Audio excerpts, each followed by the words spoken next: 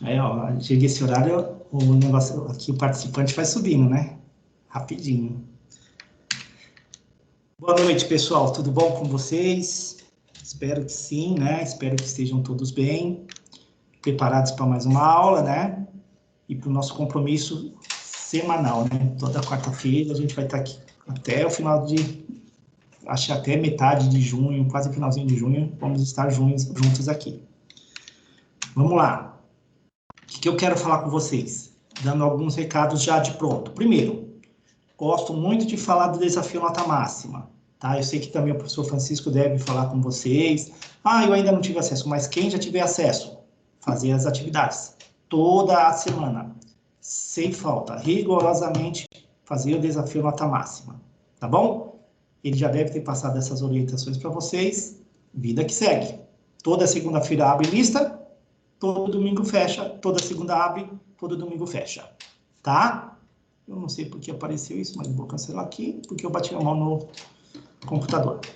Tá bom? Então, toda semana, desafio nota máxima, tá? Segundo recadinho de hoje. Bom, gente, eu tenho para passar para vocês o quê? A atividade que eu disponibilizei para a gente fazer referente ao nosso curso, tá bom? Aonde é que está essa atividade? Aqui é o meu portal, igual de vocês, o Ado. Eu vou clicar onde? Na disciplina que vocês têm, é comigo. Essa aqui, acessar a disciplina. Eu vou acessar a disciplina, ela vai abrir aqui para mim, tá? Abriu para vocês aí? A tela tá mostrando ou não? Sim. Tá sim, professor. Ótimo. Eu vou abrir aqui, ela vai abrir aqui, gerar. Abriu aqui, correto? Tá aparecendo no meu portal? Correto. Em qual encontro que eu vou? Eu vou no encontro 4. O encontro 4, ele está aqui na unidade 2 de ensino. Eu venho aqui na unidade 4, que, por sinal, é o nosso tema de trabalho de hoje, tá bom? Que eu já disponibilizei os materiais, e ontem eu disponibilizei aqui para vocês, no pós-aula, a nossa atividade.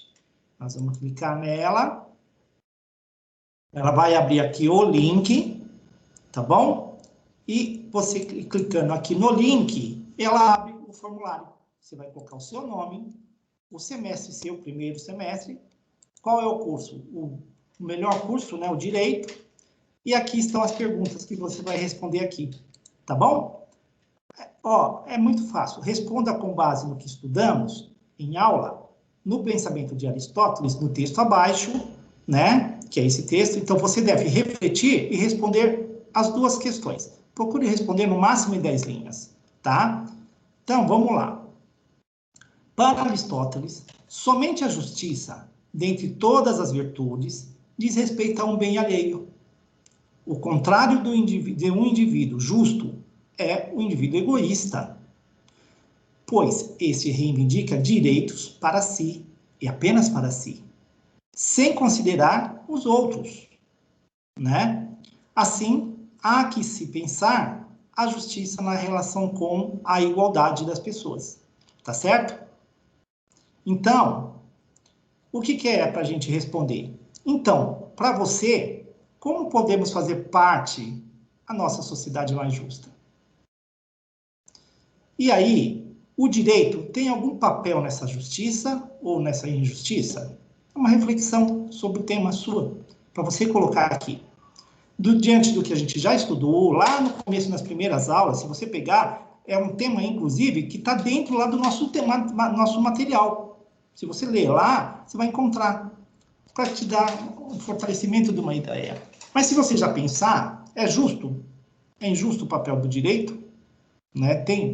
O direito tem algum papel nessa justiça? Né? Ou nessa injustiça social? Então, é simples essas respostas. Ela é reflexiva, porque você vai refletir sobre o pensamento, né, de Aristóteles, tá? E vai responder aqui. Tranquilo? Aí o que você faz? Respondeu aqui, enviar. Ah, professor, se eu digitar aí, fica todo torto, erros. Óbvio, abre uma página do Word, digita, formata, tudo bonitinho, como vocês fazem, né? Copiou lá, vem aqui, colar. Ponto, envia. Tá preparado, tá mandado a resposta. Ok? Sim ou não? Sim, professor. Ótimo. Ainda. Bom, eu não consegui localizar aí. Aonde eu olho, professor? Deixa eu voltar lá. Aí eu entro aqui no meu portal, que não é o de vocês, eu tenho que entrar no meu aba, porque o professor clicou no lugar errado, e pronto, eu entrei. Aí eu também coloquei aqui, mensagens, que é a sua caixa de mensagens, você pode olhar. Então, olha o tanto de mensagem que esse cara manda para vocês, pode olhar aí. Aí eu mandei para vocês, se você olhar na sua caixa de entrada, a minha está aqui na saída, tá bom? Eu mandei para vocês aqui, ó, tá? Porém, eu mandei 2 vezes, tá? A primeira que eu mandei, no horário, a primeira, se você olhar pelo horário, se você clicar, não tem nada a ver, porque eu tinha colocado, olha que cabeção, o link da outra turma, que é um curso de administração, tá? E outros, que trata de licitação. É a ver com o direito, é um curso de logística, na realidade. Tem a ver com o direito, mas não é com a matéria de vocês, tá bom? Desculpe, você vai até olhar lá em cima, está escrito lá em cima. Gestão de contratos, terceirizações e coisa. Não tem nada a ver com vocês. O que tem com vocês é esse aqui, ó. É o segundo que eu mandei. Aliás, eu vou abrir ele aqui para você ver que eu escrevi aqui, ó. Atenção, link correto para responder a atividade. Também falei para vocês que estava lá no encontro 4, tal, tal. Se clicar aqui, olha onde a gente vai cair. Lá no nosso formulário. Ok? Tranquilo, gente? Certo.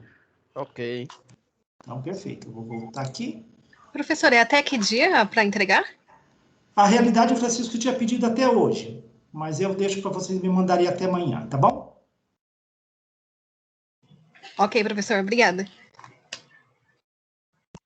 Ó, então vamos para a nossa aula. Ô, professor, Vou tirar então essa tela, que tem não acesso tem mais ao a ver AVA ainda? conosco, e vou subir a aula de hoje, que está sendo gravada. Professor? Pronto. Já aparece nossa linda faculdade aí para vocês? Professor, parece que tem alguém que quer fazer algum questionamento aí. Ok, vamos lá. Quem é que quer falar? Alô, tem alguém me ouvindo? Muito baixo. Alô, tem alguém me ouvindo? Matheus, estamos te ouvindo, mas muito baixo. Meu microfone tá ruim, desculpa. Imagina, querido. Eu ia perguntar dessa atividade aí. E a pessoa que ainda não tem acesso ao AVA? Ó, você ainda não tem, né? Depois Não. eu vou arrumar uma alternativa e eu te falo. Obrigado. Tá bom? Porque assim, depois que ficar ela, aí eu vou ver com o professor Francisco, provavelmente ele vai pedir para aqueles que não estavam com acesso à AVA uma outra atividade ou alguma coisa no sentido, a gente vai ver como vai resolver o caso de vocês. Mas fique tranquilo, sem pontuação não ficará, tá bom, Matheus? Ô, professor, como está num form do Google, você poderia disponibilizar no WhatsApp e as pessoas que não têm acesso ao AVA poderiam acessar, porque você já tem que... Mas aí, ó, é que eu não consigo lançar, até vou ver isso, mas eu não vou conseguir, como que eu vou falar? Lançar a nota dele, porque ele não está no ABA. Mas é quando habilitar o AVA, você lança depois. Não, mas é por isso que eu estou falando. Ou eu vou abrir a mesma disciplina, a mesma atividade para ele, ou eu lanço para ele uma outra atividade. Ok. Né? Mas quer ver? Deixa eu ver se o professor Francisco, como que ele vai fazer. Até vou perguntar para ele, aí eu te falo, peraí. Peraí que só se ele tiver em aula, eu não consigo falar com ele.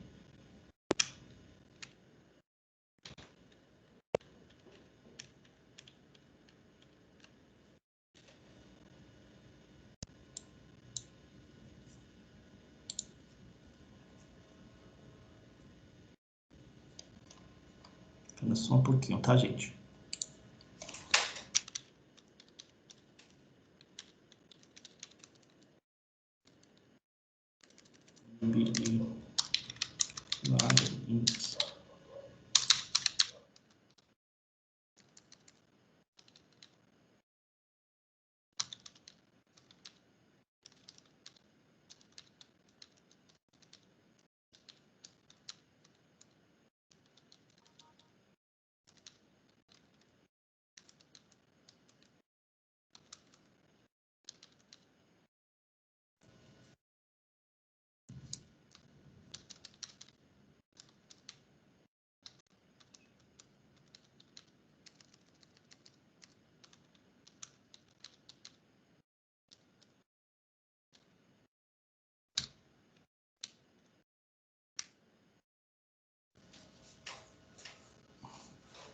Peraí, tá, gente? Que a gente já mata essa parte aqui também, tá?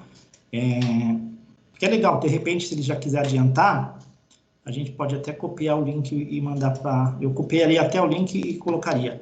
Porque eu preciso ter uma diretriz, se ele vai querer que faz outra atividade, se pode ser a mesma, essas coisas assim, tá bom? São muitos alunos com essa situação? Enquanto eu sou o Matheus Santos, né? Eu também, professor. Também, também o Caio, né? O Santos não, eu, Matheus Santos, eu tenho o meu E o Matheus Alves. O Alves. É o Alves, ok. O Matheus Alves e o Caio. Calliope. É Calil, é isso? Ou é Caio? Calliope. Calliope. Ok, Calliope. Isso. Ok, vamos então. Vamos ver se ele me responde aqui, a gente já finaliza isso. Tá? Tá bom. Eu acho que pra gente não vê problema nenhum, ele também não vejo que ele tenha algum problema com relação a isso. Mas, ó, vamos na aula, e aí, assim que ele responder, eu passo para vocês, que tal? Por mim, tudo bem. Então, vamos lá. Essa parte a gente volta só para dar essa orientação, tá bom? Bom, gente, vocês estão vendo aí a nossa linda faculdade, né? E vamos começar nosso tema de hoje, então. Né? Fundamentos históricos, a gente está no Fundamentos Históricos, a gente está chegando no final, a gente chama de unidade 4, porque nós fazemos aquelas divisões, né, do fundamento histórico, e depois a gente, nas próximas aulas, a gente começa a falar, então, introdução ao estudo do direito, tá certo? Que também faz parte do nosso tema, tá? Vamos lá, então? Tudo começa, o primeiro tema, é o Império, quando a gente vai para o Império, e a Era Vargas e a ditadura, tá? Então, a gente já começa lá no Império, a nossa primeira Constituição, ela é a Constituição de 1824. É uma Constituição feita por Dom Pedro, tá? Dom Pedro I, ele faz a primeira Constituição nossa, brasileira, tá? Ela é elaborada por um Conselho de Estado, é diferente do que a gente tem a nossa, pela Assembleia Constituinte, a de 88, por exemplo. Ela é feita por um Conselho de Estado, que é composto, né, pelos 6 ministros e 4 membros livres de indicação, né, do imperador. Então, quer dizer, o imperador indica 4 líderes, né, 4 membros para discutir. Então, um total de 10 ministros, 4 sendo indicados pelo imperador. Tá? Então, nós temos, então, lá em 1824, uma monarquia constitucional hereditária. Fala da divisão dos poderes. Como que ele fala dessa divisão dos poderes? Por que uma monarquia constitucional? Porque Dom Pedro I, em 1824, ele coloca o Brasil, né, o seu comando, o seu império, dentro de uma monarquia que é um imperador, o rei, porém constitucional. E ela é hereditária, porque ele herdou, né, o reino. Tá, embora tem lá aquela situação da separação de Portugal, né? Então, ele institui a divisão dos poderes já, tá? Então, havia 4 poderes. Poder moderador, ao lado do legislativo, então você percebe que tem o legislativo, tinha um poder a mais, o moderador, e tinha os 3 poderes que é o pensamento, né, que a gente viu, o legislativo, executivo e o judiciário, que é de Montesquieu, né? Então, é o pensamento, mas com um poder moderador. Por quê? Porque ele influencia nas decisões também da legislação, tá? Então, a gente percebe aqui no cenário que o Império, embora ele tenha também um governo, né, mas é outorgada a Constituição, ela não é promulgada. E por que ela foi outorgada? Porque Dom Pedro I coloca alguém para... Ela não é totalmente independente. Ela também tem a determinação do rei, a participação do imperador.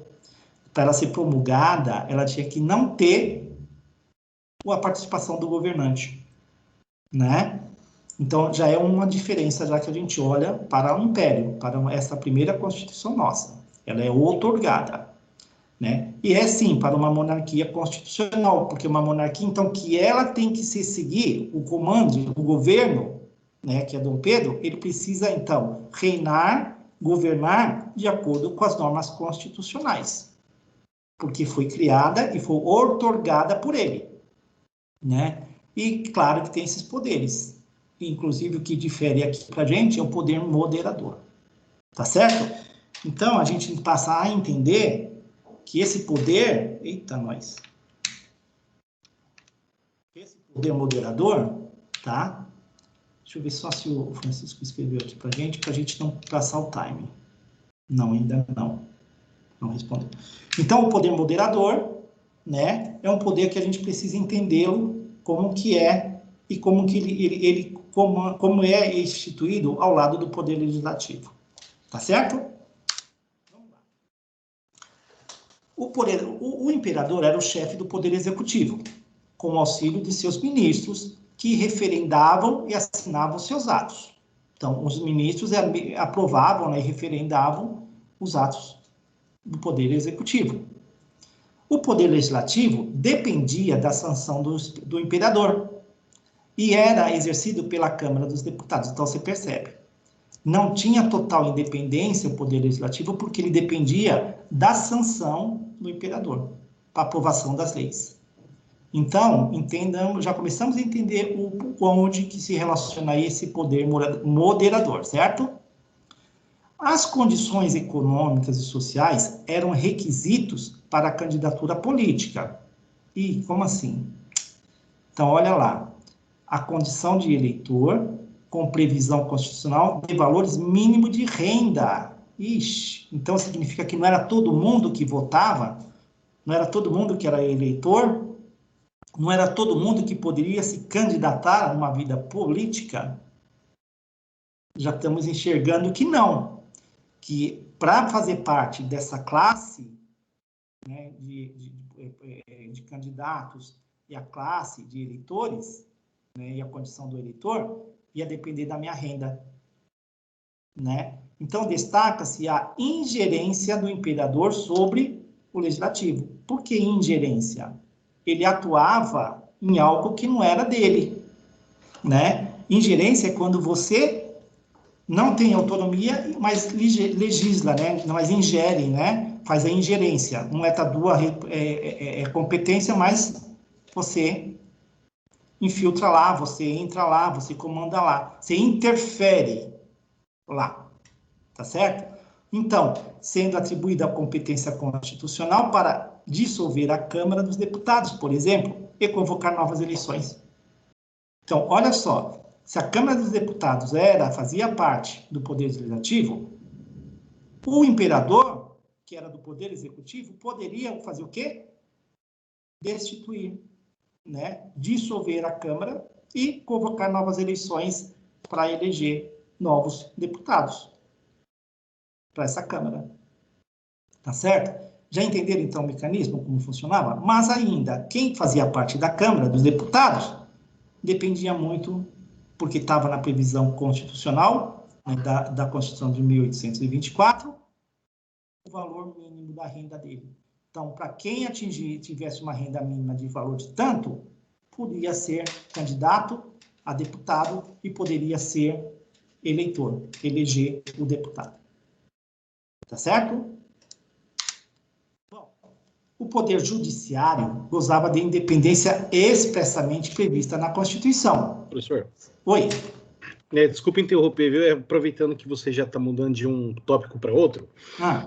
Então, nesse primeiro tópico, só para colocar um entendimento, né? Ver se eu estou levando minha interpretação correta.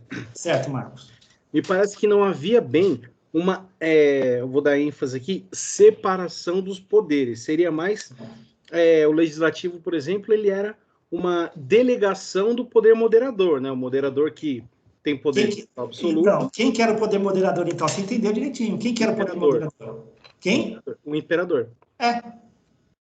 Então, assim, o imperador ele estabeleceu esses poderes, mas, na verdade, ele delegava, porque se ele tinha poder de não promulgar, né, de outorgar, de vetar... Sancionar as leis, né? Vetar, sancionar as leis. Entendi. Então tá certo. Era só para confirmar mesmo se Não. podia interpretar dessa forma, que não foi uma separação, é mais uma delegação, uma outorga. Você vai ver que, olha só, agora a gente falando do Poder Judiciário, que vê só, é uma outorga mesmo. A Constituição, ela foi outorgada. Ele participou, então, da elaboração da Constituição. Quando ela é promulgada, que é o caso da nossa de 88, o governante não participa. É eleita uma Assembleia Constituinte independente, tá certo? Que não tem vínculo com ninguém, e ela faz a Constituição, as normas de acordo com os conhecimentos jurídicos que tem toda essa Assembleia, os constituintes que a gente chama, né? Só que no caso da outorgada, que é a de 1824, tinha 4 ministros indicados pelo rei, pelo imperador, né? E 6 ministros que era da Câmara. Então, com certeza, há influência do poder do rei, do governante, na outorga dessa lei, né, da Constituição. E aí você acaba vendo, como você falou mesmo, ele usa de ingerência quando ele vê a necessidade de dissolver a Câmara dos Deputados e convoca novas eleições para compor a nova Câmara. Percebeu? Sim.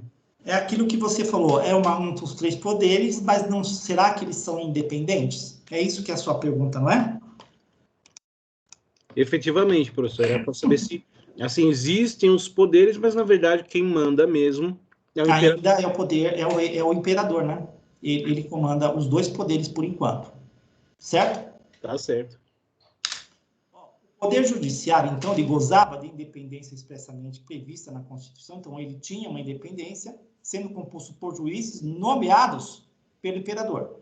Ok, até então a gente não tem uma diferença, concorda?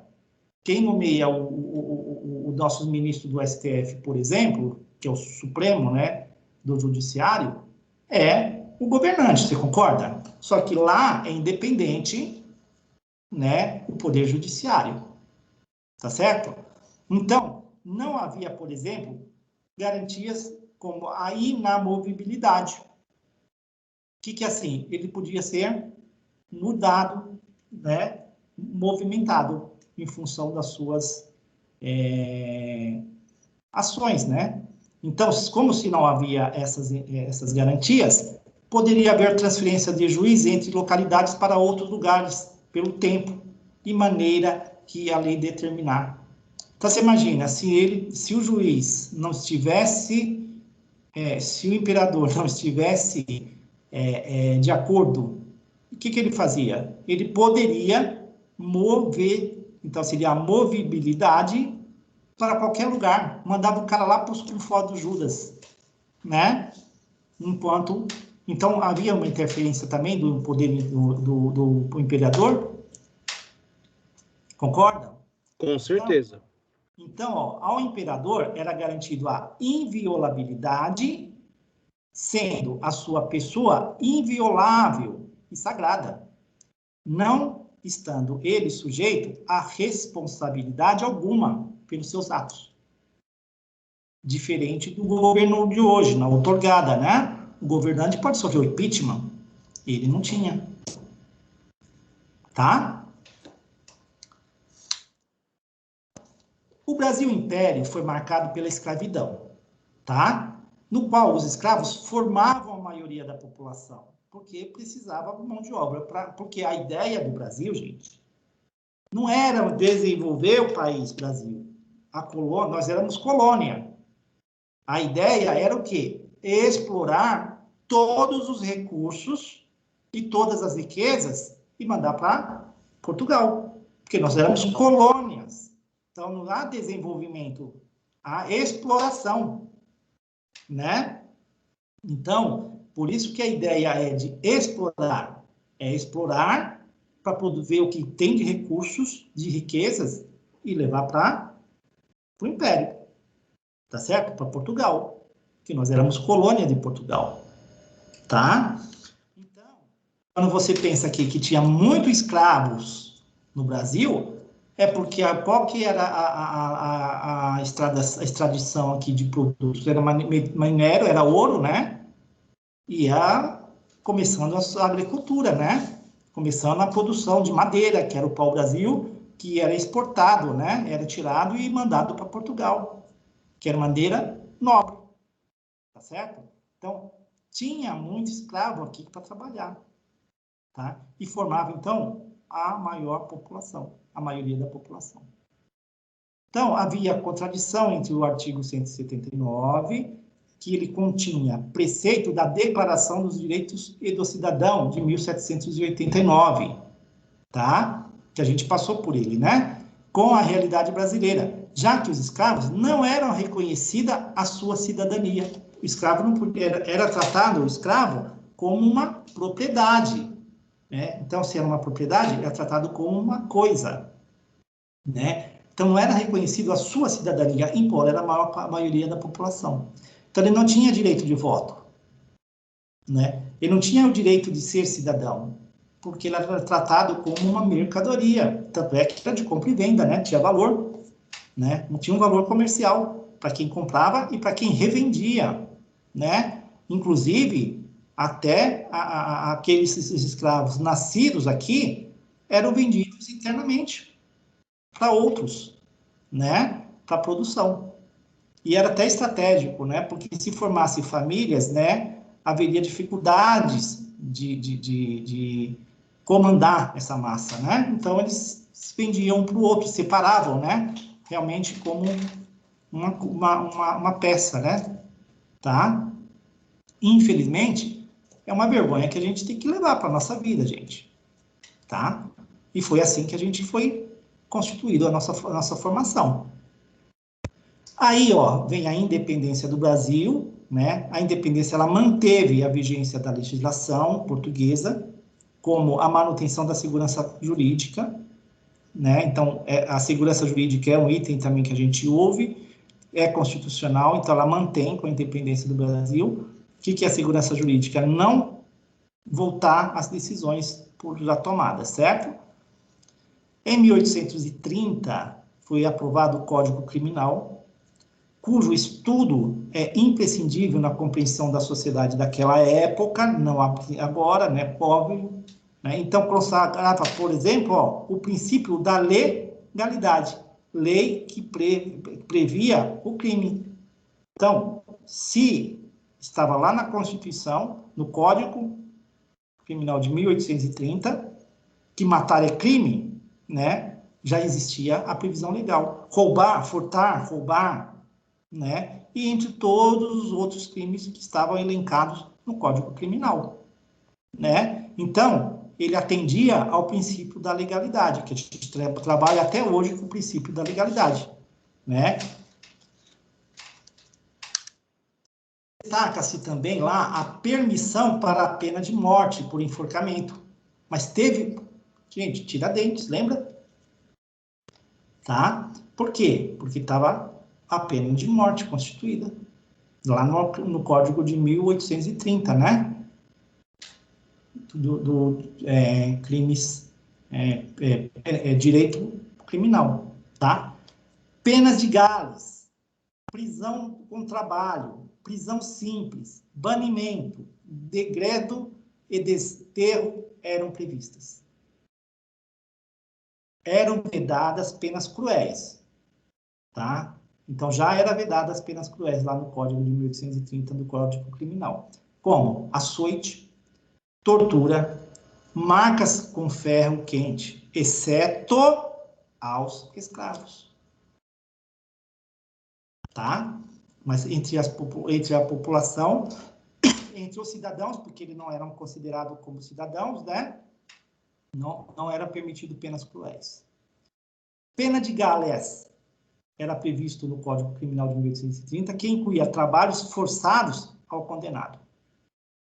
Tá? A gente já até, né, pessoal, a gente ouve muita gente querendo a pena de Gales, né? Colocar o cara para trabalhar, né, para pagar sua pena. A gente não ouve falar isso. Não é verdade? Sim. Né?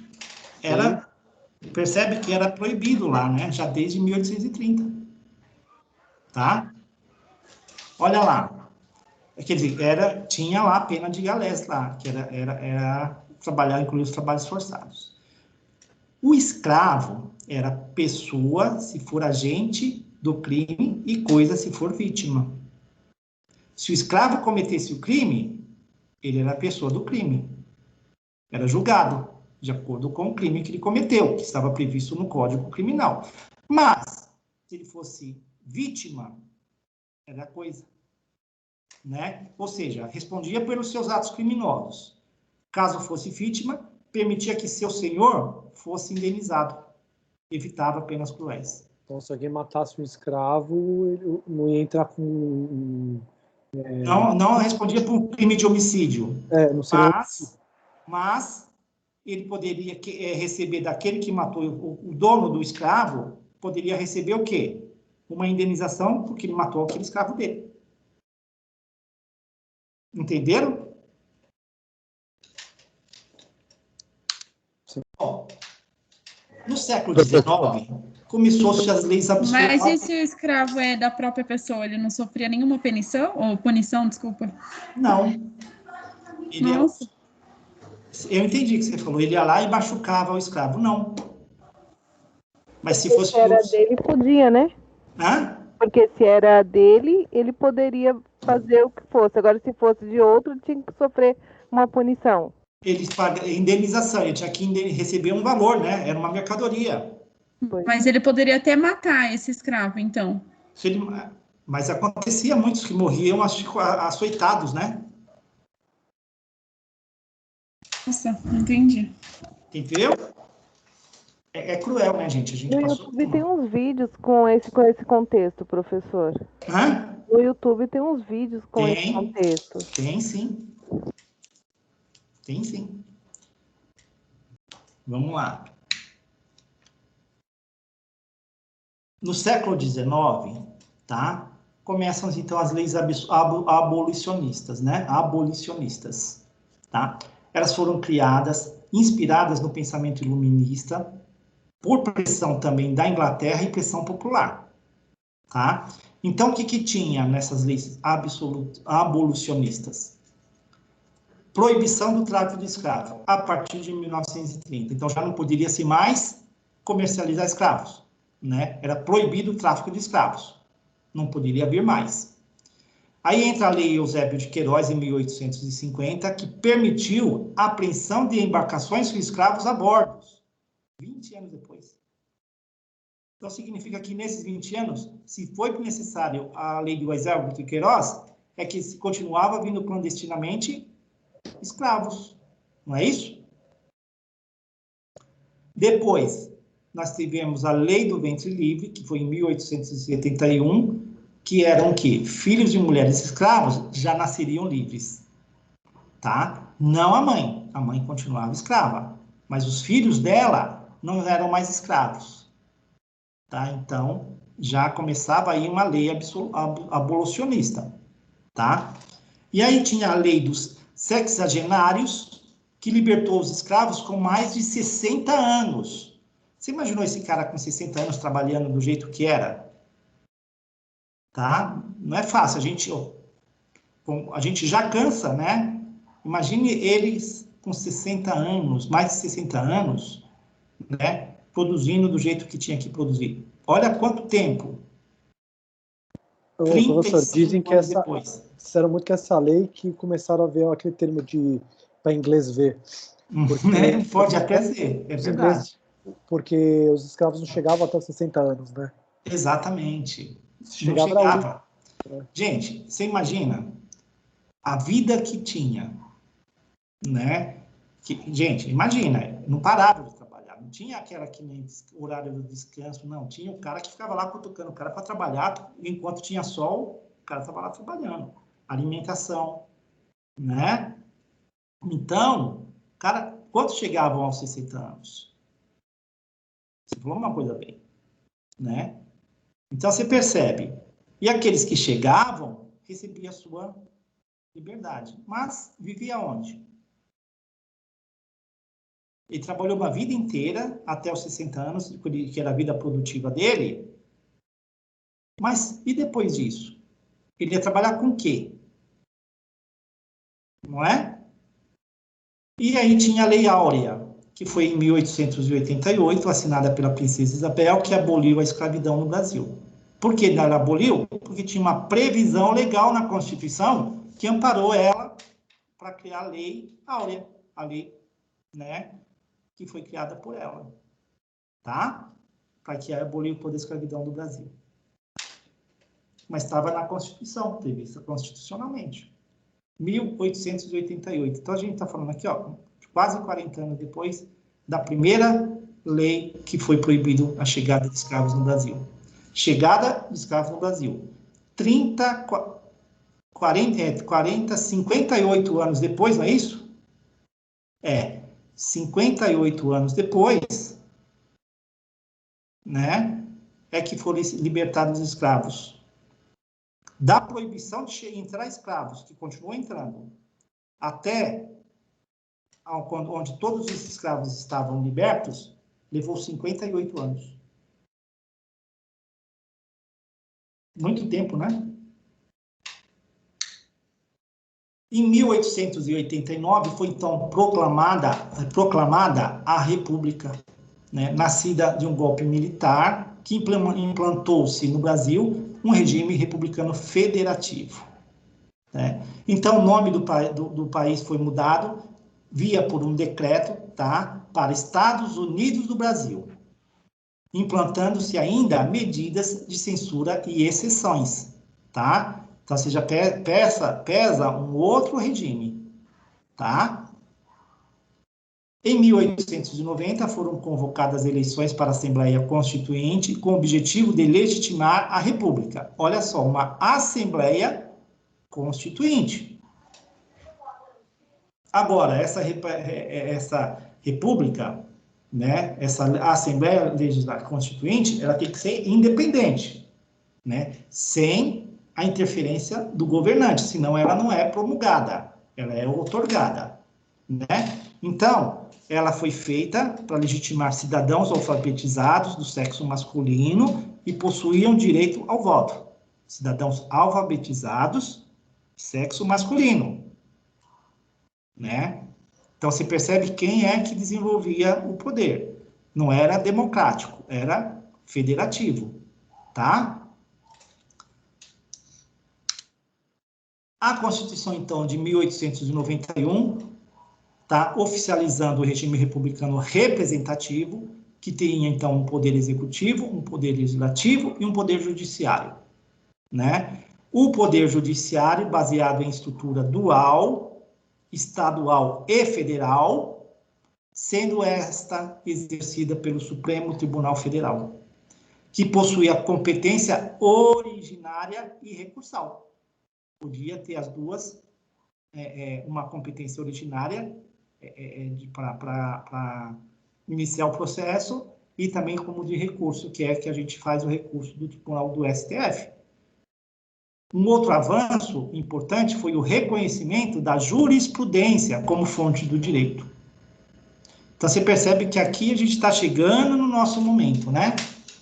E ressalta-se a separação constitucional entre o Estado e a Igreja, instituindo-se o casamento civil, bem como o Código Civil, de 1916, que foi por Clovis Bevilacqua elaborado, vigente quase por um século, que somente o de 2002 é que muda, que é feito um novo código, né? Então, se lembra que até aqui, então, era de Napoleão, né? Lembra? Que a gente viu na última aula? Clovis Bevilacqua trouxe muita inspiração também do direito europeu, né? Do italiano, que a gente falou, tá? Por quê? Porque ele trouxe bastante coisa para o Código Civil com relação a isso, né? E aí a gente instituiu também essa separação, né, constitucional entre a Igreja e o Estado, e uma das representações é o casamento civil, né? Não só o religioso. Tem que ter o casamento com efeito civil, tá? Já em 1916. Aí, o Código Penal de 1890 trouxe avanços também, 1890, Código Penal, seguindo os princípios da legalidade e da territorialidade. Previa ainda, né, a progressão da pena e a imputabilidade. E, né, por que isso, gente? Olha lá. Legalidade. Né? Não há crime se não há pena prevista anteriormente. Então, não é crime se não há anteriormente ao fato, tá? Não há crime. Então, tem que ter a previsão legal do crime. Territorialidade, o local do crime, né? Em todo o território nacional, aonde é cometido o crime. Previa ainda a progressão da pena, né? Como a gente faz a nossa progressão hoje dos regimes de pena, também tinha bom comportamento, aquelas coisas todas, e imputabilidade, né? Que poderia a imputabilidade do crime. Então, ó, previa o tipo penal para solicitação, né, de votos por promessa ou ameaças, que era importante, né, lembrar que o voto de cabresto era comum. O que era isso, o voto de cabresto? Você era obrigado a votar em quem o fazendeiro, né, o cara que era dono de tudo, tinha que votar em quem ele escolhesse, senão, né, o cara até morria, recebia ameaças, né, promessas de morte, tá? Porque eu voto de cabresto. Então, era crime. Torna-se um tipo penal, tá? Crime de estupro, que era o artigo 268 do Código de 1890. Havia diferenciação de acordo com a vítima. Olha lá, como que era o crime. Se fosse mulher virgem ou não, mas honesta, olha a diferença. Palavra, né? A pena era maior se comparado ao estupro de mulher pública ou prostituta. O que é falar que é mulher pública? Que não era mais virgem. Tá certo? Olha a diferença, né, do que é hoje. Mas já tinha, em 1890, a previsão do crime de estupro. Por isso que nós falamos lá atrás. Nós temos que analisar de acordo com a época. Eram as leis que eram criadas, né? Aí a gente chega na Era Vargas, em 1930, tá? Na Era Vargas, tá? 1930 a 1945, é o período marcado por duas constituições, a de 1934 e a de 1937. São as duas, uma logo em seguida da outra. E os avanços legislativos, notadamente no campo trabalhista e eleitoral, principalmente no trabalhista, porque Getúlio Vargas, ele fez muita norma, muita lei no campo trabalhista, tá? E no eleitoral também. Mas ele assumiu o posto de chefe de governo como provisório, né, editando um decreto 19.398, que atribuiu poderes plenos ao novo governo, dissolvendo o Congresso Nacional e suspendendo garantias constitucionais, né? Então, já é um governo ditatorial, né? Uma ditadura. E em 1932 foi promulgado o Código Eleitoral, por um decreto também, o decreto número 21 e 76, que é, aí ele cria a Justiça Eleitoral, instalando-se o Tribunal Superior Eleitoral e os Tribunais Regionais Eleitorais. Importantes avanços se deu pela instituição do voto também secreto, e aí aparece o quê? O voto feminino também. Então, já é um avanço na Era Vargas, tá? Principalmente nesses dois campos, trabalhista e eleitoral, tá? Aí, em 1933, através de uma Assembleia Constituinte que culminou na Constituição de 1934, preservou o regime federalista, bem como o regime, né, a forma de governo, presidencialismo representativo, tá? Então, você percebe que já em 1933 houve a forma de governo presidencialista. E, gente, presidencialismo, né? Eu não sei se vocês participaram, né, do plebiscito de 1993, aonde a gente escolheu a nossa forma de governo, que foi o presidencialismo. Eu sou daquela época, preciso dizer, não tenho vergonha. Eu votei. Foi feita uma votação. Alguém aqui participou? Pode levantar a mão discretamente, pode abaixar rapidinho se quiser. Ninguém, só eu? Vocês estão brincando. Marcos, vai me deixar sozinho nessa? Eu não participei, mas eu lembro. Não, professor, eu vou te deixar assim, viu? Só por uma diferença de uns 15 aninhos aí que eu não votei nesse ano que ele fez. Mirela, você sabe, mas não votou? Não, eu era quase uma criança ainda. Você acredita? Foi um dos primeiros votos que eu tive. Não, mas logo em seguida, passando alguns anos, eu já votei, confesso. Mas, ó, por quê? Já era a forma que a gente votou em 1993. Mas lá, Getúlio Vargas, lá em 1933, ele já preveu, né, já fez a previsão legal para uma forma de governo presidencialismo. Por quê? Porque o presidente, então, ele governa e ele representa, né? Diferente do parlamentarismo, que quem representa é o presidente da República e quem governa é o primeiro-ministro, tá? Então, ele já previu isso na Constituição de 1934. Opa, tá? E destaques ainda o artigo 113 da Carta da Constituição, tá? Que trouxe importantes garantias judiciais aos cidadãos, como, por exemplo, o habeas corpus e o mandado de segurança individual, não mais o coletivo só, mas trouxe o individual, tá? Então, você percebe que na era de Getúlio, teve avanços da nossa área do direito enormes, tá? E que isso foi importante para a gente. Ó, o Francisco acabou de responder para mim que sim, a gente pode disponibilizar, eu vou copiar o link e vou colocar aqui na nossa... Vocês conseguem ler o chat? Pelo chat consegue, né? Que aí as pessoas conseguem pegar aí o Marcos, o Matheus e o... Gente, o Calípio, né? Calíope. Eles podem pegar, tá bom? E vai responder para mim sim, ok? Beleza. Aliás, eu vou conversar com o professor, eu vou ver se ele manda para vocês, então, também o link pelo WhatsApp do grupo. Acho que fica até mais fácil, não é verdade? É isso que eu ia perguntar, professor, de que chat o senhor está falando, porque eu só estou com o chat do WhatsApp mesmo, né? Eu não tive nenhum chat aí. Não, esse chat aqui é do Teams. Então, mas ele não chega para mim, eu estou como convidado. Aqui, né? É. E está bloqueado. Para funcionar aqui no Teams, tem que logar com o CPF. Entendi. Mas eu combino com ele e põe no grupo de vocês, tá certo? Beleza, muito obrigado, viu? Eu paro também porque o pessoal também que está aí, eles assistindo a aula depois, quem não entrou, ele já... Aliás, eu preciso ver quantos alunos nós temos, né? 42. Eu estou falando que ia entrar todo mundo, vocês não acreditam em mim. Ó, então, você percebe que na era Getúlio Vargas, muito, mas trouxe muita evolução para o nosso direito.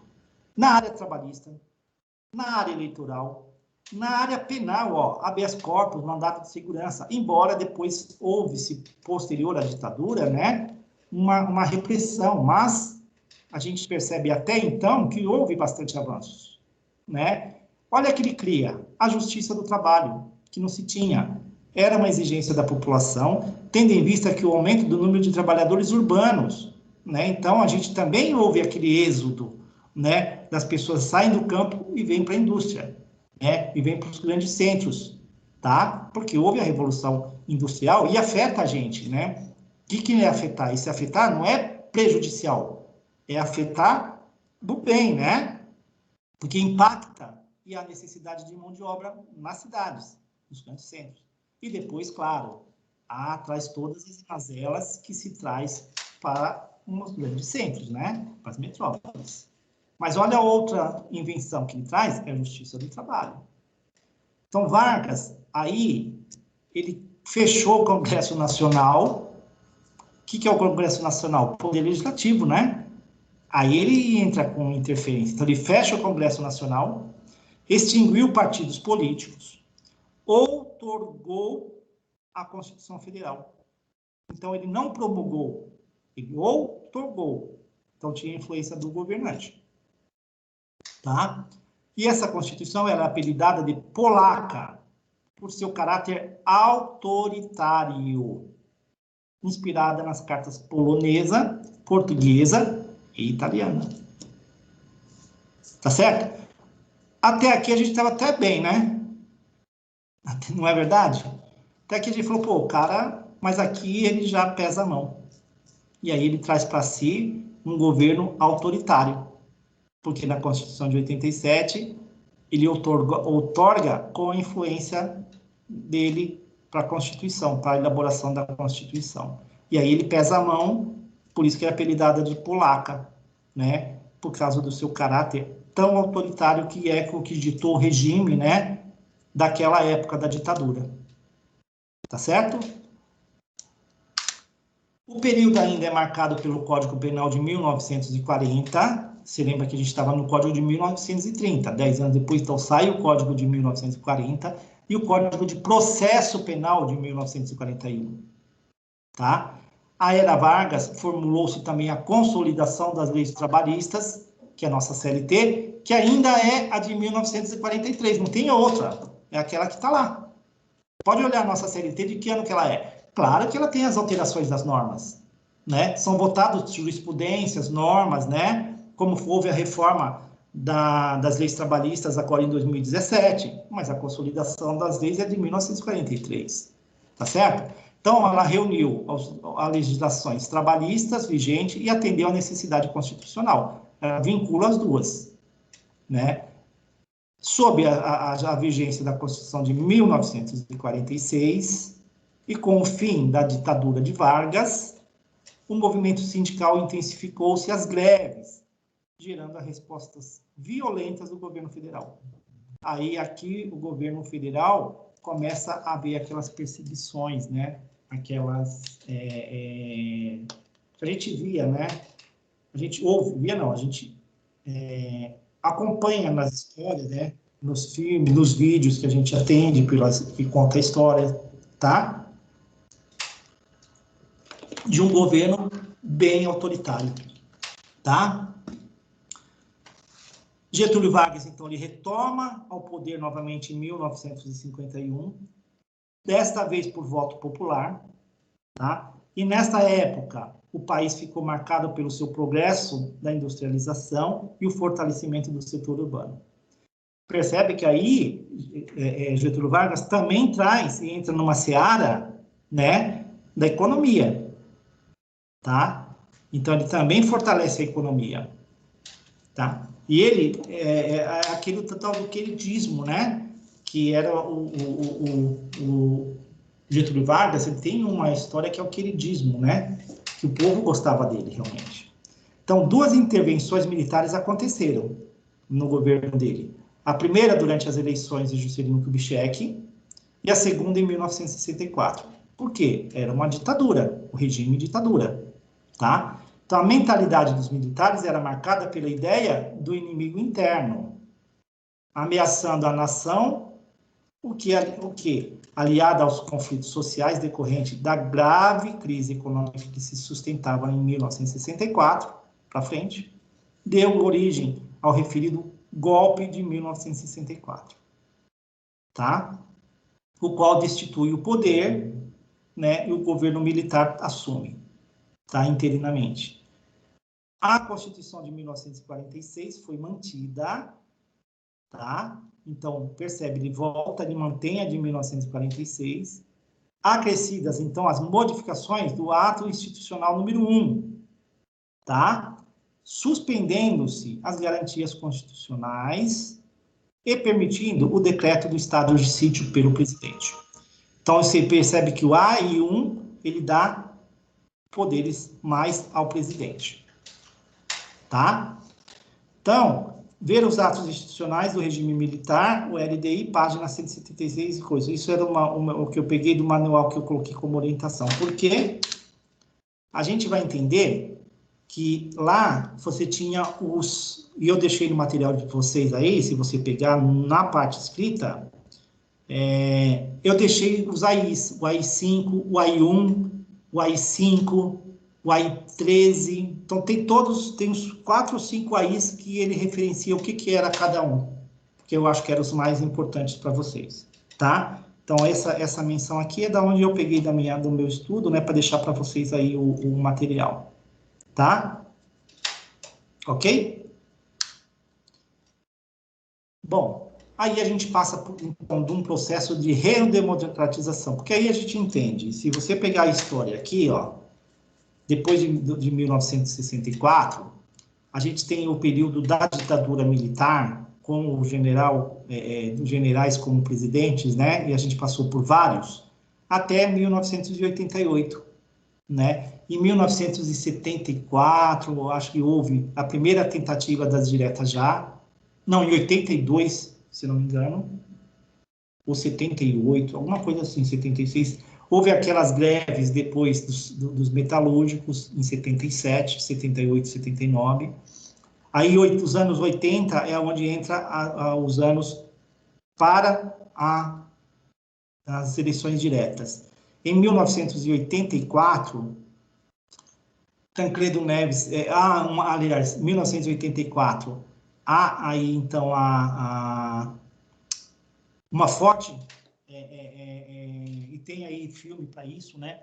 Há uma forte comoção popular e reivindicação popular para que se tenha diretas já, só que na Câmara dos Deputados não é aprovada as diretas já, mas é eleito um governador que era querido pelo povo, um governo que era querido pelo povo, né? Um presidente que era Tancredo Neves, que não assume, Tancredo Neves, ele não assume o governo, né? Porque ele morre antes, né? A história diz, né, da época que ele teve um problema de hérnia, alguma coisa assim, estupurada, alguma coisa no sentido, e ele pega uma infecção hospitalar, ele fica por vários dias em coma, e é passado boletins diários, até que no dia 22 de abril, ele morre. É decretada a morte dele, e aí assume José Sarney, que, aliás, assumiu interinamente, depois definitivamente como presidente da República, até a posse do primeiro governo democrático, né, que foi em 1990. Tá? Disso eu também me lembro, professor, e eu lembro que foi amplamente divulgado, né? Eu era pequena, mas eu lembro que eu tinha essa sensação de que eu estava vivendo a história, né? Então é interessante hoje, depois de alguns anos, ver isso como história. Relembrar, né? A gente ficava diante da televisão, aparecia e o cara, o repórter era, o que era assessor dele, de repórter que estava lá, era o Brito, Antônio Brito, não era? Esse detalhe eu não me lembro. O Brito depois ele virou político, foi eleito e foi deputado, senador por anos. Muito interessante. Tá? Mas vinha essa notícia de que vinham os boletins médicos todos os dias vinham os boletins médicos do estado do presidente.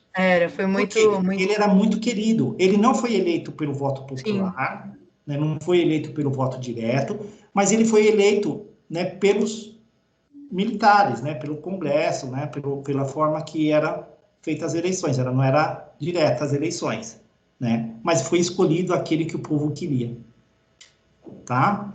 Mas, ao mesmo tempo, deixou um general, uma da reforma, né, que era o Sarney, que era o apoiado pelos militares, como vice. E ele passa a assumir, então assume como presidente o Sarney, tá? Em 1990, elege-se, então, pelo voto direto, o primeiro presidente depois de toda dos 21 anos de ditadura, Fernando Collor de Mello, tá?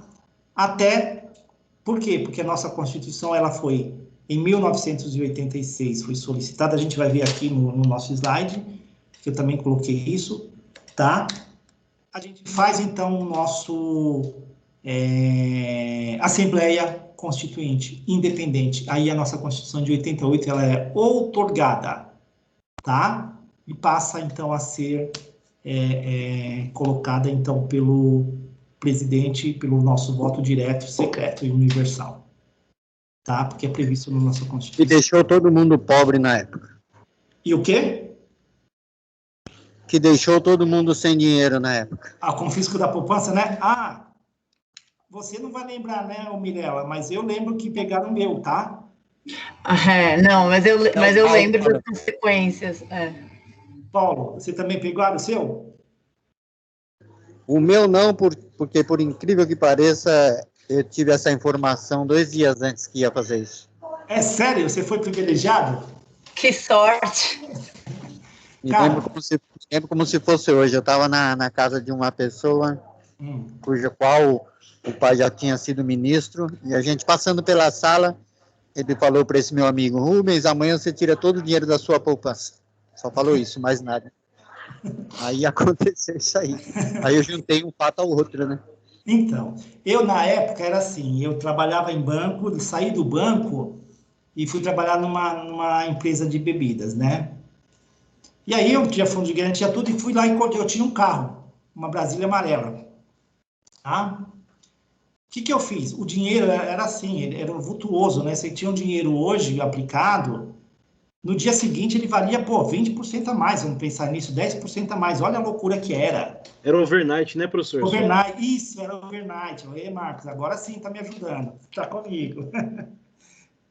Era o overnight. Eu vendia a Brasília amarela, porque eu falei, vou comprar um carro. Então, olha como que a gente pensava. Eu falei, daqui um mês eu compro um Voyage.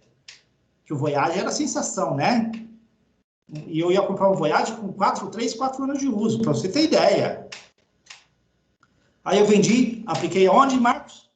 Overnight. Adivinha o que aconteceu? Só fiquei com 50 cruzeiros na conta. Confisco. Nossa. Eles deixavam 50, eu podia ficar com só 50 cruzeiros na conta. Então, era o que aconteceu com a redemocratização. Mas vamos passar agora pelos tópicos. O processo de redemocratização e a Constituição de 88 acontece da seguinte forma. No final dos anos 70, conforme eu comecei a contar para vocês, o Brasil vivia numa grave crise econômica, embora lá o Vargas, né, tinha preparado para o crescimento e a explosão realmente da indústria, né? Mas depois de anos, o Brasil entra em crise grave econômica, né? Porque era o fim do milagre brasileiro que aconteceu, né? Período no qual o crescimento econômico alcançou taxas de 14% ao ano. Sabe quem faz isso?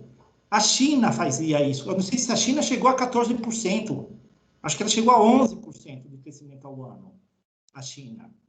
O Brasil chegou a 14%. A China chegou agora, acho que antes da pandemia aí, ela estava batendo recordes aí há 2, 3 anos atrás, há 4 anos atrás, recordes em cima de recordes, ela chegou a bater 11% de crescimento ao ano, a China, do produto interno bruto.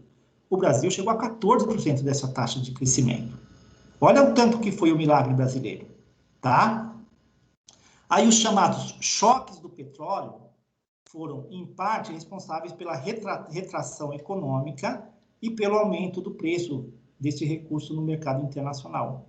Então, o petróleo começou a ficar caro, os produtos começaram a gerar inflação, né? Aí começou a gerar uma crise econômica, tá certo? Falta desse produto, falta de indústria. Tudo que se produzia era em função do petróleo, né? Não tinha, caro, então as indústrias começam a perder sua força de produção, tá? A partir de 1978, no final do governo do presidente general Ernesto Geisel, Marcos e Mirella lembram desse nome. Sim. Só no estudo, viu, professor? Só no estudo? Só na leitura, né? Só, não tive oportunidade, infelizmente. Eu lembro da cara dele até hoje, um velhinho de óculos, cara, magrinho. Eu só lembro dos meus tios falando sobre ele, professor. Só dos livros de escola, né? Tá bom. Apenas. Então, ó, no final do governo do presidente Ernesto Geisel, houve pressões populares de cunho democrático, obviamente, e começaram a se ressurgir, tá? Essas pressões de cunho democrático. Então, lembra que aí a gente está falando daquele momento onde começam as pressões por uma direta já, tá? Que foi conhecido lá com Teve até um seriado na Globo em cima disso, eu não vou lembrar depois, eu falo. Os sindicatos ganharam força. Lembra que em 78 foi quando o Lula teve muita força sindical, tá? Ele parava as montadoras, né? A General Motors, a Volks. Então, ele conseguia fazer uma força muito grande, sindicato, né? E pela grande adesão popular a isso, que era manifestações enormes, se você se lembrar. Ou se você se lembrar, sim, pela história, óbvio, né? Já que os operários buscavam melhores salários e condições de trabalho, né? Condições de trabalho era porque muita gente machucava, né? Lula foi um que perdeu o dedo numa máquina, tá? Então, nota-se que o direito da greve era vedado, não tinha o direito de greve na Constituição anterior, tá? Então, era proibida a greve, era considerada ilegal. Então, razão pela qual os líderes sindicais foram presos e perseguidos pelo regime, tá? Entretanto, era um sinal de que a situação brasileira estava mudando, né? Por força do sindicato, por força de reivindicações, pressões populares, né? Então, já era um sinal que a situação do Brasil estava mudando, em razão da resistência ocorrida sem precedentes durante a ditadura militar, né? Por quê? Houve-se, sim, dentro da educação, havia militares infiltrados, porque o professor podia ser acusado de subversão, né? Era crime, porque se ele tentasse falar algo contra o governo, ele era preso, tá? Porque era nos bancos da escola, o governo entendia que haveria, então, uma mudança do pensamento da população, poderia instigar movimentos dentro das escolas, criar dentro das escolas, né? Então, até isso acontecia, tá? No ano de 1979, então, foi criada, né, foi de extrema relevância para o nosso direito brasileiro, porque em janeiro houve a publicação da Emenda Constitucional número 11, e o artigo 3, ele revogou os atos institucionais contrários à Constituição. Então, em 79, há a revogação de todos os atos institucionais, inclusive o AI-5. Né? Aí representou o avanço democrático, tendo em vista o retorno de diversas garantias fundamentais, que eram proibidas pelos AI-5, se vocês forem, eu deixei escrito lá no texto, tá? Proibidas pelo ato AI-5, como, por exemplo, o habeas corpus em face de crimes políticos. Aí passa novamente a vigorar o habeas corpus, tá?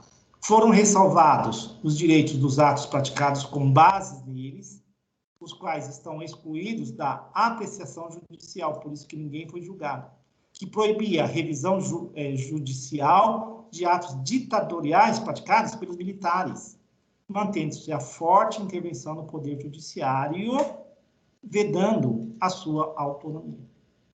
Mesmo com tudo isso, mesmo em 1979, então, houve-se esse movimento da ditadura, né, militar, a qual eles não puderam ser julgados pelos seus atos, tá? As pressões populares levaram, então, à edição da Lei 6.683 de 79, popularmente conhecido como a Lei da Anistia. Foi quando, então, Caetano Veloso, o próprio Serra, que era político, Gilberto Gil, vários outros políticos também e ativistas, né, que puderam voltar ao país. Então, veja a redação do artigo 1º, que ele falava. Em seu artigo 1º, ele falava, e parágrafo 2º, excluía expressamente a condenação por crimes de terrorismo, assalto, sequestro e atentado pessoal. Por quê? Porque eram que eram colocados, né? Ele exclui isso das condenações, tá? Então, nos anos 90, aí, ó, percebe, 79. Já, então, nos anos 90, começa, então, as manifestações populares, elas foram se tornando cada vez mais comum, né? Notadamente a partir de 1982, ano de eleições governamentais, dos governos. Por quê? Os governos poderiam, então, eles queriam eleger os governadores. Elas se intensificaram em 1983 e 1984, com o movimento denominado Direta Já. Quem lembra? Ninguém, né? Não é o cara pintada, não, tá? Os caras pintados foi no Collor, para tirar para o primeiro impeachment, né? Os direta já houve assim. Então, todo mundo massacrando em cima porque queria eleger, né? Que buscava o voto direto nas eleições para presidente.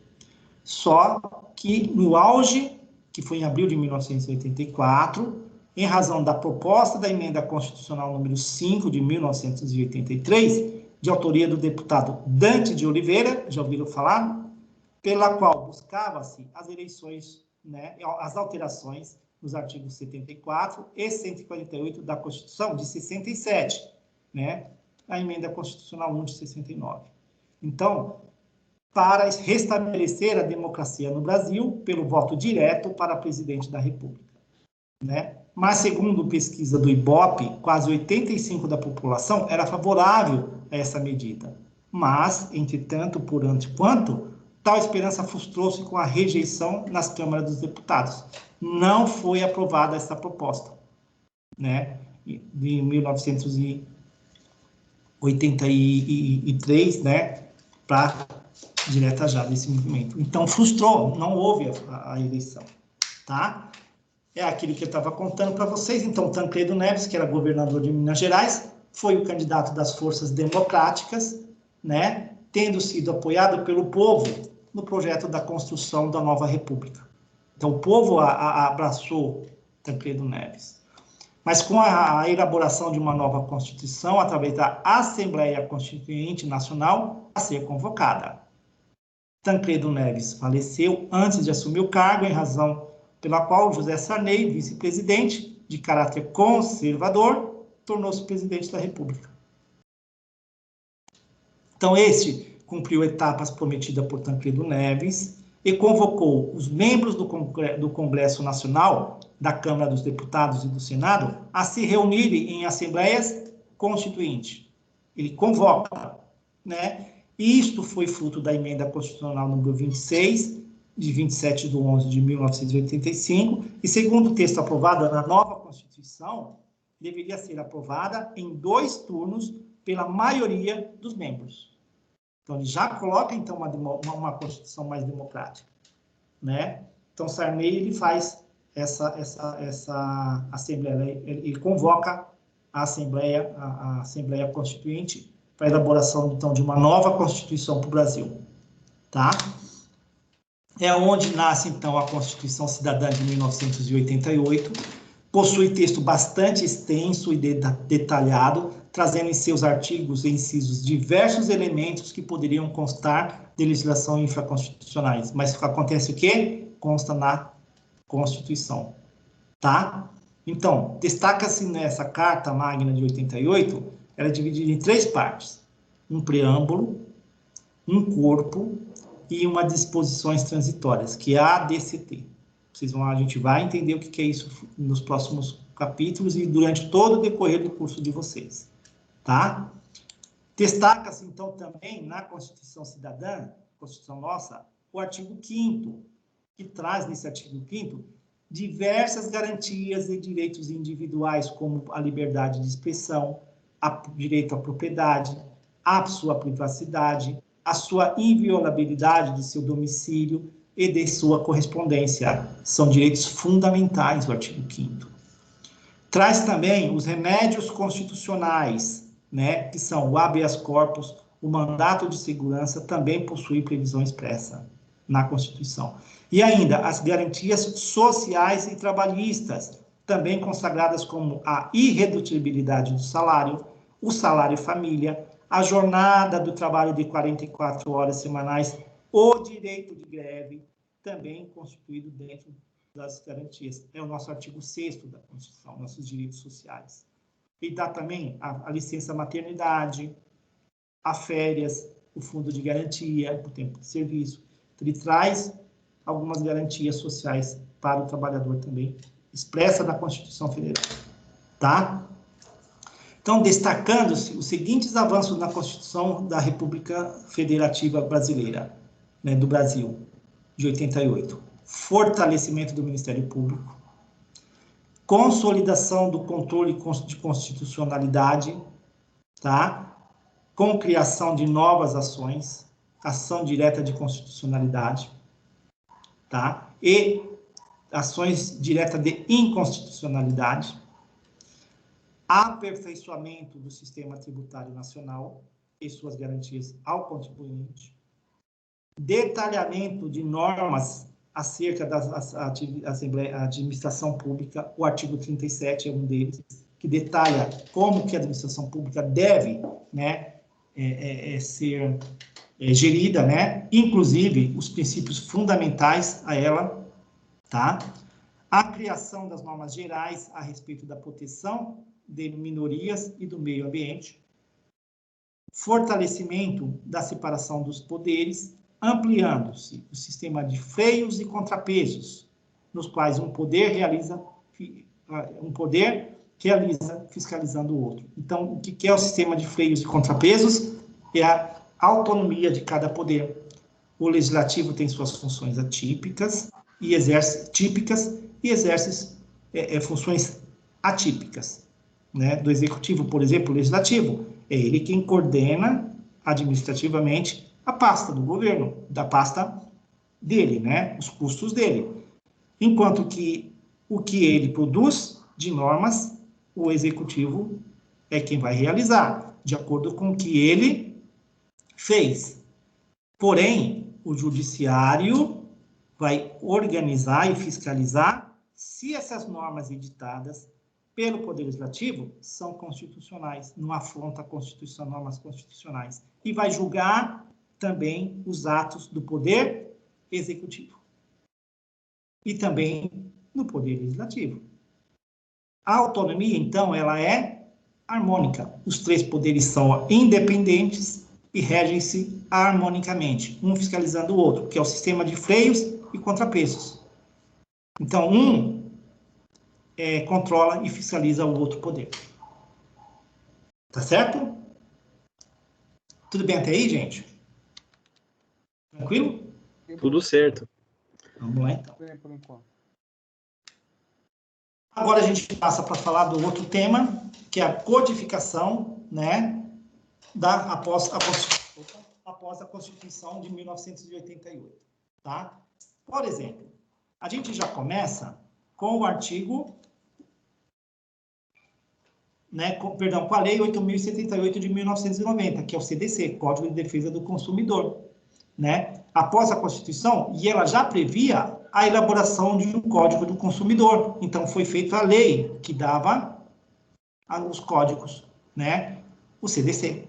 Então, ao tratar de práticas abusivas, em seu artigo 39, traz o rol exemplificativo da conduta vedada aos fornecedores, como, por exemplo, venda casada, envio de produtos ou serviços sem autorização prévia para o consumidor e aumento de preços sem justificativa, tá? Então, o CDC já dá essas garantias, né? Em seguida, do artigo 42, ele veda a exposição ao ridículo na cobrança de dívidas, por exemplo, protegendo a honra e a intimidade do devedor. Você não pode expor aquele que te deve, não é verdade? Ainda em seguida, no artigo 42, ele fala a mesma coisa, porque eu repeti, e ainda consagra-se o direito de arrependimento, no qual o consumidor pode desistir em 7 dias de contratos consumiristas celebrados fora do estabelecimento comercial. Tá certo? Que é o caso também, até mesmo do caso da internet, né? Que a gente fala as compras pela internet. Você tem um direito de arrependimento. Tá? Você não comprou dentro do estabelecimento, é fora. Ok? Tratamento dos dados, as cláusulas abusivas, nulas de pleno direito. Exemplo, diminuição da responsabilidade, inversão do ônus da prova, né? De maneira contrária ao consumidor, arbitragem compulsória, né? Obrigatória a conciliação, né? Como? Direito objetivo, né? Você não precisa, a arbitragem é o quê? O fornecedor, o consumidor, por ele ser hipossuficiente, ele não tem condições de provar que o erro foi do fornecedor, por exemplo, ou do fabricante. Então, é uma inversão do ônus da prova, né? Então, cabe que provar que quem não tem a razão é o consumidor, cabe ao Porque assim, gente, no direito, não é aquele que alega tem que provar, né? Então, se não tivesse a inversão do ônus da prova no direito do consumidor, quem tinha que provar que realmente ele foi lesado era o fornecedor, perdão, o consumidor.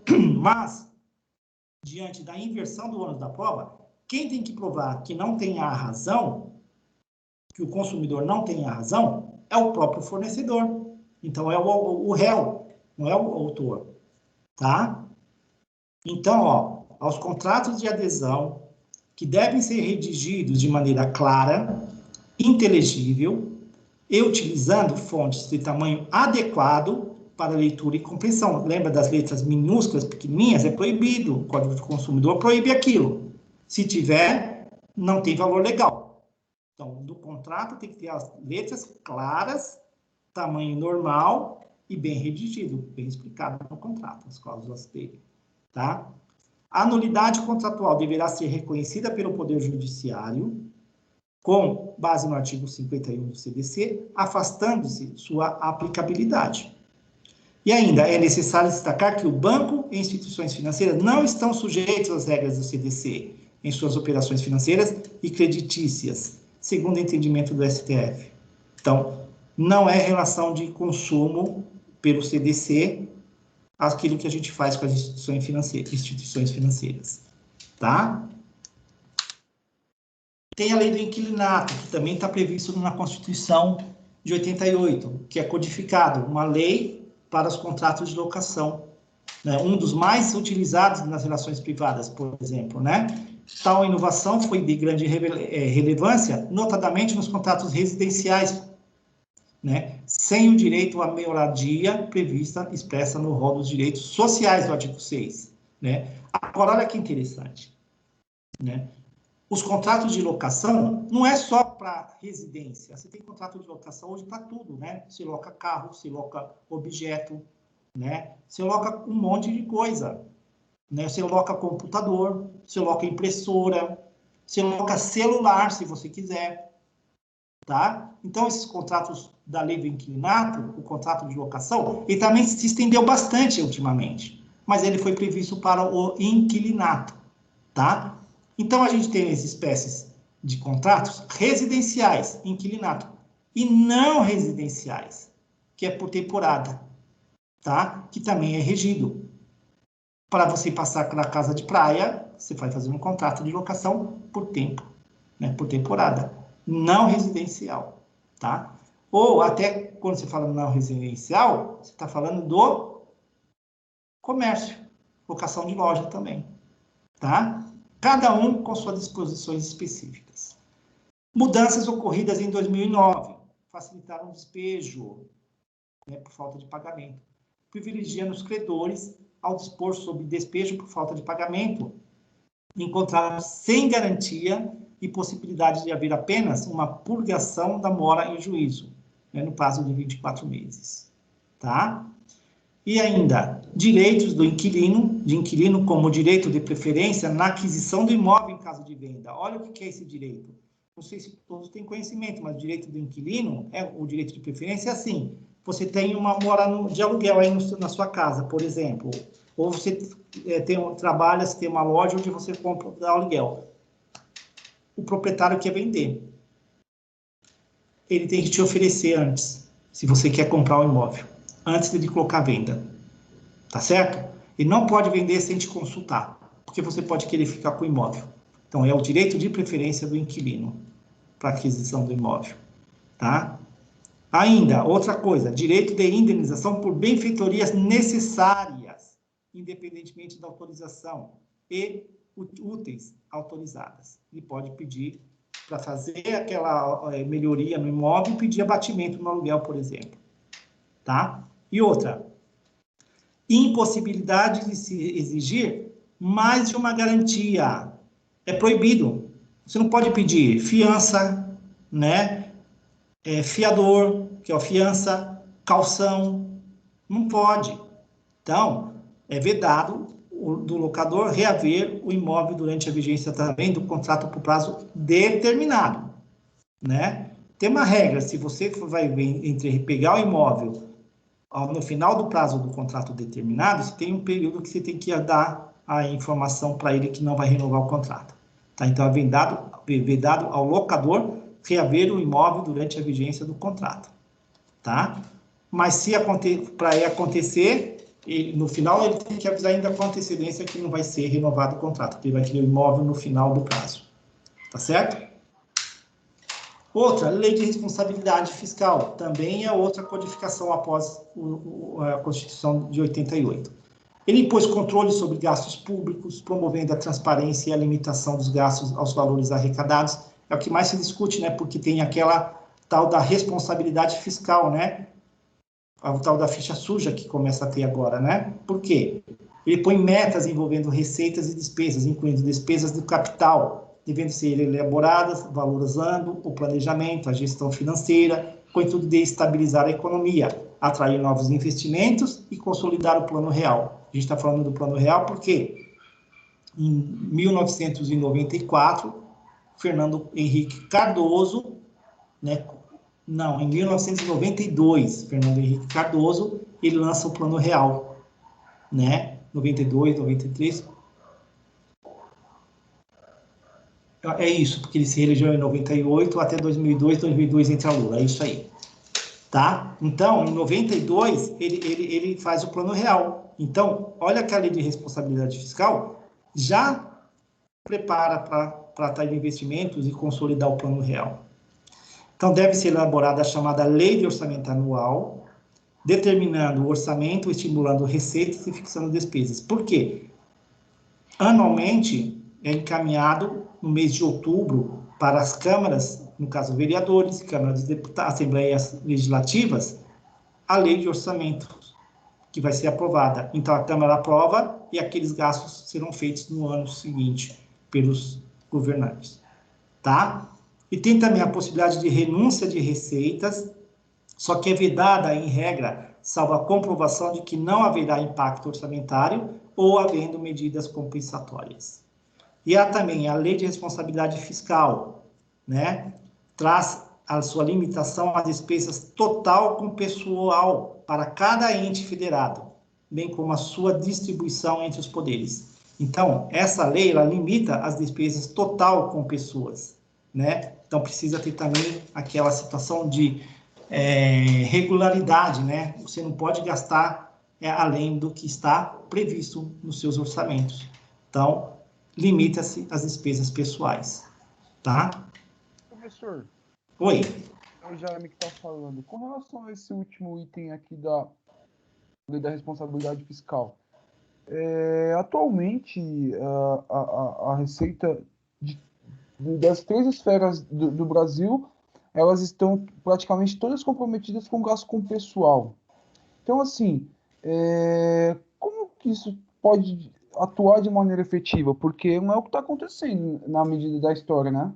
Mas acontece que precisa pegar que a lei de responsabilidade fiscal, ela é votada, então cada dispositivo dela também ela tem as suas modificações, né, por algumas emendas, né, por alguma alteração que passa pela Câmara. Então ela deixa algumas coisas que a gente fala que as brechas da lei, né, aonde aí não acaba favorecendo exatamente o que você está falando, que acaba utilizando mais despesas pessoais do que a gente pensa da limitação. Às vezes a limitação dela pensou-se para determinadas situações, mas ela deixa uma brecha onde o governante, né, onde o agente público acaba entrando. Tá?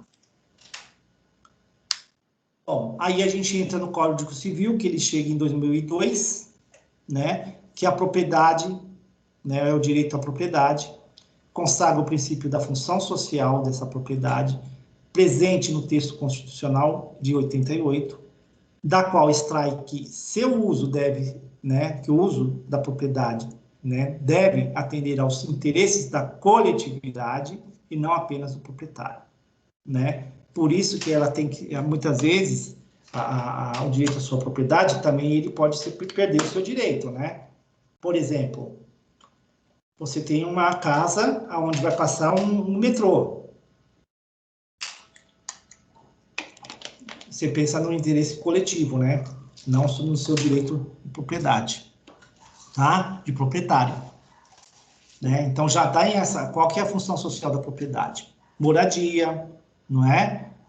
Terras devolutas, né? Que pode fazer uso capião, que a gente falou. É o princípio da função social da propriedade. Ela tem que ser produtiva, né? Então, por isso que, às vezes, quando o interesse... Entre o interesse do particular com o interesse da coletividade, prevalece o interesse da coletividade, da propriedade. Então, por isso que você pode perder. Hã? Professor, o povo está perguntando da pausa. Da pausa? É. Eita, nós. Deixa eu ver como que tá aqui. Se bem que falta, acho, falta 2 artigos, pode ser? Por mim, tudo bem. Pessoal, e aí? É que tem gente que está sem microfone. Então, professor, propõe aí para o pessoal, bem, quem professor, for a favor, né, levantar a mão aí, né? Isso. Quem quer continuar terminando aqui esses 2 slides, senão a gente para. Continua, a mão é para continuar, é isso? Então, vamos, ó, então é todo mundo. Ó, quem quer que continue, levanta a mão.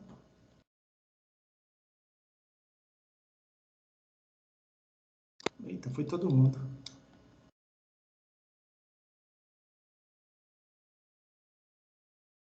Todo mundo está levantando a mão aqui, gente. Ó, disseram que já que falta pouco, pode continuar. Obrigada. Nada, querida. Vamos lá, então. Obrigado, Talu. E diz, ó, gente, mas vocês precisam me parar ou colocar um freio em mim, gente. Eu não tenho freio. Já viu o carrinho de rolimã? Quem andou de carrinho de rolimã aí? Opa, só jogando na curva. Só jogando na curva. Tinha freio? Eu sou igual, cara. Se não me parar, eu vou embora, que nem eles. Caí muito, viu, de carrinho de rolimã. Ralava muito o pé. Combinado, professor. Próxima aula a gente lembra, viu? Alguém vai lembrar, dá umas 9 horas aí, a gente dá um toque. Fechou, querido. Vamos lá. Pode deixar. É isso aí. Desculpem, tá, gente? Mas eu acho que a gente já fez isso todas as aulas, né? Ó, pode continuar, professor. Bora lá. Vamos embora, então. Ó, função social, então, está ligada à liberdade para contratar, né? Reforçando a ideia de proteção da dignidade humana.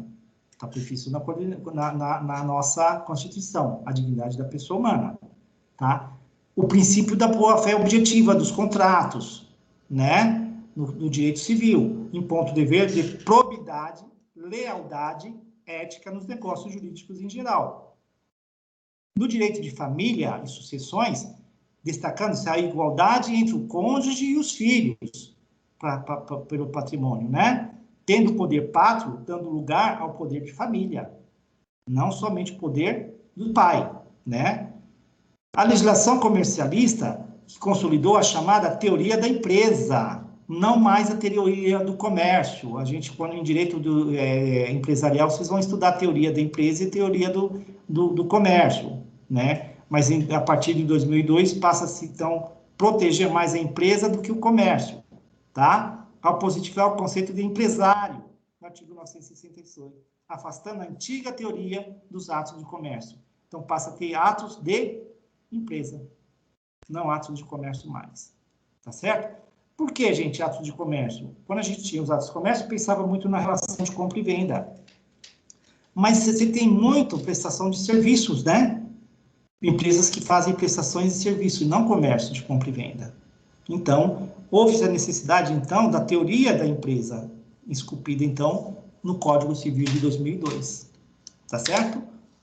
E ainda tem a Lei 11.101, né, de 2005, que ela vai regular a recuperação judicial e a falência, que antes não tinha recuperação judicial, né? Também é importante uma inovação legislativa, a recuperação judicial, porque valoriza o princípio da preservação da empresa, né? Porque antes de falir, há a possibilidade de recuperar, e se há, então, judicialmente é feito um plano de ação, né, um plano de recuperação judicial. Então, auxiliando na superação de dificuldades financeiras por parte da sociedade empresária. Né? Por quê? Quando você pensa numa falência, o impacto é enorme, né? Na toda a coletividade, na comunidade próxima, né? E no desenvolvimento também da própria desenvolvimento interno, do produto interno bruto. Por quê? Eu deixo de produzir, eu deixo de pagar salário, eu afeto o consumo. Se eu afeto o consumo, eu tenho menos recursos, né, circulando na economia. Há maior participação de credores, que possuem papel ativo no procedimento, já que a aprovação do plano de recuperação depende da aprovação em assembleia. Então, olha a diferença já também. Então, não é mais um procedimento comum, é um procedimento, né, para um plano de recuperação, onde é aprovado por uma assembleia de credores. Então, esse plano, os credores vão ver se aprova ou não, porque é dele o dinheiro que está em jogo, né? Porque se fale, será que ele recebe? Agora, se há um projeto de recuperação, como você vai me pagar isso? Então, há uma aprovação em assembleia de credores. A elaboração de verdadeiro plano que haja preservação da empresa e manutenção dos empregos. Aquela que não pode dar garantias de mantença, né? Manter o emprego. O pleno emprego, que chama, né? E busca manter a empresa ativa, conciliando o interesse de credores e devedores, que fazem concessões mútuas entre um e outro, valorizando a cooperação entre as partes, né? É a negociação que entra aqui, né? E aí, a empresa deverá prestar contas aos credores, ao Ministério Público e ao administrador judicial, que é nomeado por um juiz, né? Devendo ser apresentado ao juiz o relatório mensal das atividades que estão sendo realizadas dentro desse processo de recuperação judicial. Só aí, não tendo a recuperação, é que aí o juiz vai decretar o quê? A falência. Então, o juiz vai analisar se há realmente no pedido de falência a possibilidade de converter para um processo de recuperação judicial. Se no meio do caminho houver qualquer situação que há a impossibilidade da recuperação, o juiz decreta a falência. Tá certo? Mas isso é para garantia da empresa, né, da empresa, porque é a teoria da empresa, e do pleno salário, né, do pleno emprego. Desenvolvimento, está tudo influenciado. Oi, querido. Tem muitas empresas que vão decretar falência, que eles colocam o nome das coisas da empresa em nome de outras pessoas e decretam falência para não pagar seus funcionários. Aí é fraude, né? E aí é crime contra credores. Há um crime previsto nessa lei 11.101, tá? Que é crimes dos credores. Crime contra credores. O que acontece? Lógico, o cara já quer fazer o seguinte, ele quer decretar recuperação judicial ou ele vai decretar falência. Para ele, então, se ele decretar essa falência, ele tira todos os ativos. Por quê? Porque na massa falida é o quê? Eu juntar tudo que a empresa tenha de patrimônio para poder pagar credores, não é assim? Então, quem perde? O sócio, né? O que ele faz? Isso que você falou, usa laranja, né? A palavra é essa, né, Lu? Isso. Usa o laranja, né, para fugir da massa falida. Tá certo? Priscila, pode falar. Ou você está com a mãozinha levantada daquela hora? Desculpa, professor. Não, né? Mas se for falar, pode falar. O Marcel também e o Deraldino. Ô, professor, nesse momento que nós estamos vivendo agora, essas empresas aí que estão fechando, dizendo que estão falindo, o que pode fazer com elas? Olha só, poderia entrar com processo de recuperação judicial e tem que ser avaliado se há possibilidade dessa recuperação. Por exemplo, ela não está faturando nada agora. Ela tem patrimônio suficiente para cá com o desenvolvimento dela? Tem. Então, poderia entrar com o processo de um pedido de recuperação judicial para ela pagar as suas dívidas. Mas olha o que está acontecendo. A recuperação judicial é para ela pagar um desencaixe financeiro que está para trás. O que ela tem agora, ela não consegue arcar para frente. Então, ela já quer cortar agora, então ela fecha. Ela encerra a atividade, sabe por quê? Ela não quer contribuir dívidas para frente. Entendeu? Por exemplo, daqui a um ano, as empresas que ficaram e vão sofrer algum desgaste financeiro, alguma situação momentânea, né, um processo, aí sim ela pode entrar com pedido de recuperação judicial, porque a atividade dela é produtiva, tem condições de gerar lucros, né, mas o que está gerando em função do que ela deve do passado, não cobre. para ela continuar viva, né? Continuar investindo, né? É aquela história assim, ela está pagando, ela está trabalhando hoje para pagar o que ela comeu ontem, entendeu? Entendi. Então, aí é que o fato de entrar com a recuperação judicial. Quando a gente está falando dessas empresas que estão fechando agora, porque ela não tem o faturamento, então ela está tomando a decisão agora de fechar. Ela não tem a dívida ainda, ela não tem condições de continuar, né? Olhando para trás, que já dá para ter o que você está falando, dá. Tem empresas que pode sim, ao invés de ela falir, ela vem entrar com pedido de recuperação judicial. Mas, como ela consegue produzir ainda para frente se ela não tem a certeza daqui para frente, quando ela vai voltar a ter resultados? Que a pandemia ainda continua. Entendi. Você entendeu? Entendi. Obrigado, professor. Mais alguém, gente? Tinha mais gente com a mão levantada. A Priscila. Queria falar alguma coisa, Pri? Não? Diraldino já falou. Boa. Oi, Priscila. A gente não está te ouvindo. Desculpa, professor. Não, já baixei a mão. Obrigada, viu? Não, querida. Fique à vontade. É que se você quisesse participar, esteja à vontade.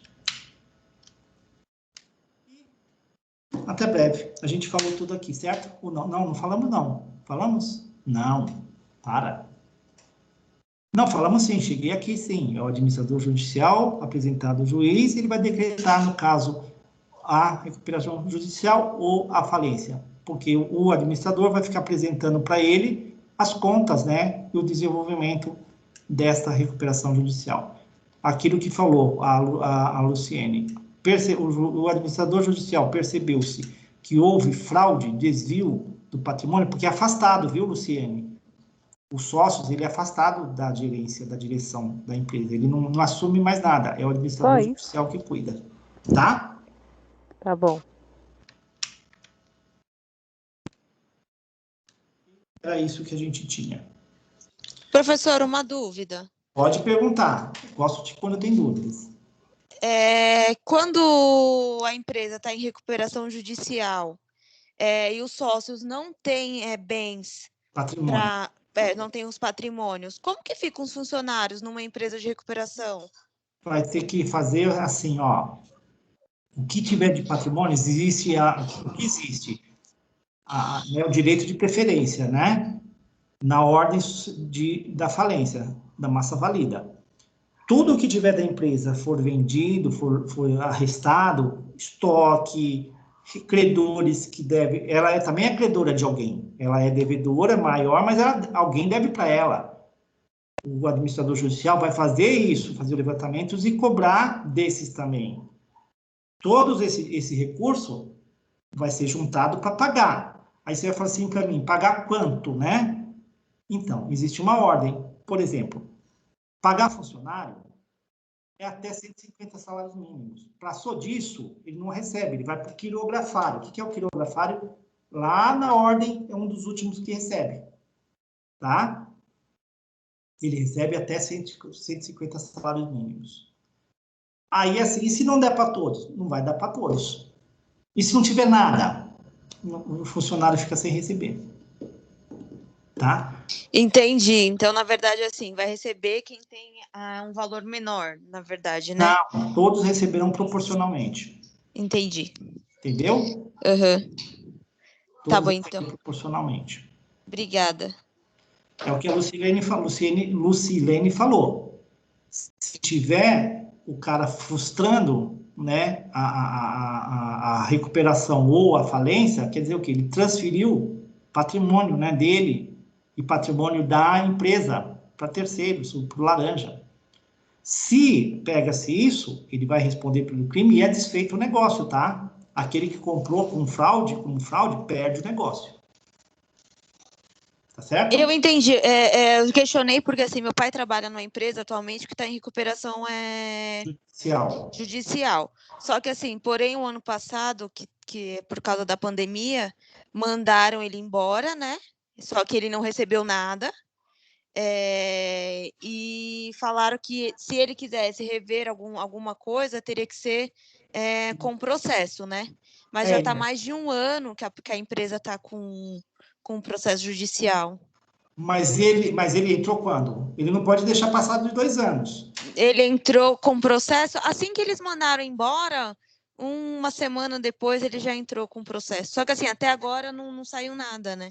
Mas ele entra na ordem, não é quirografado, tá? Ele entra novamente na ordem de preferência.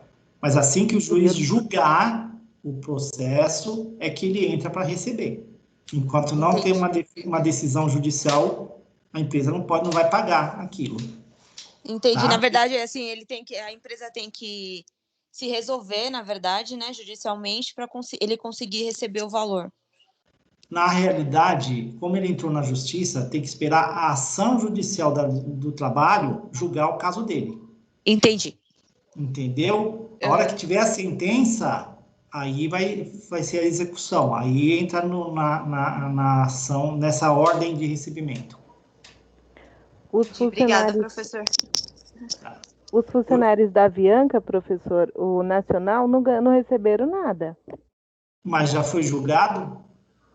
Então, eu não sei como anda o processo. Eu só sei que a empresa que eu trabalho contratou algumas pessoas de lá e eles disseram que até hoje não sabem que cor é o dinheiro.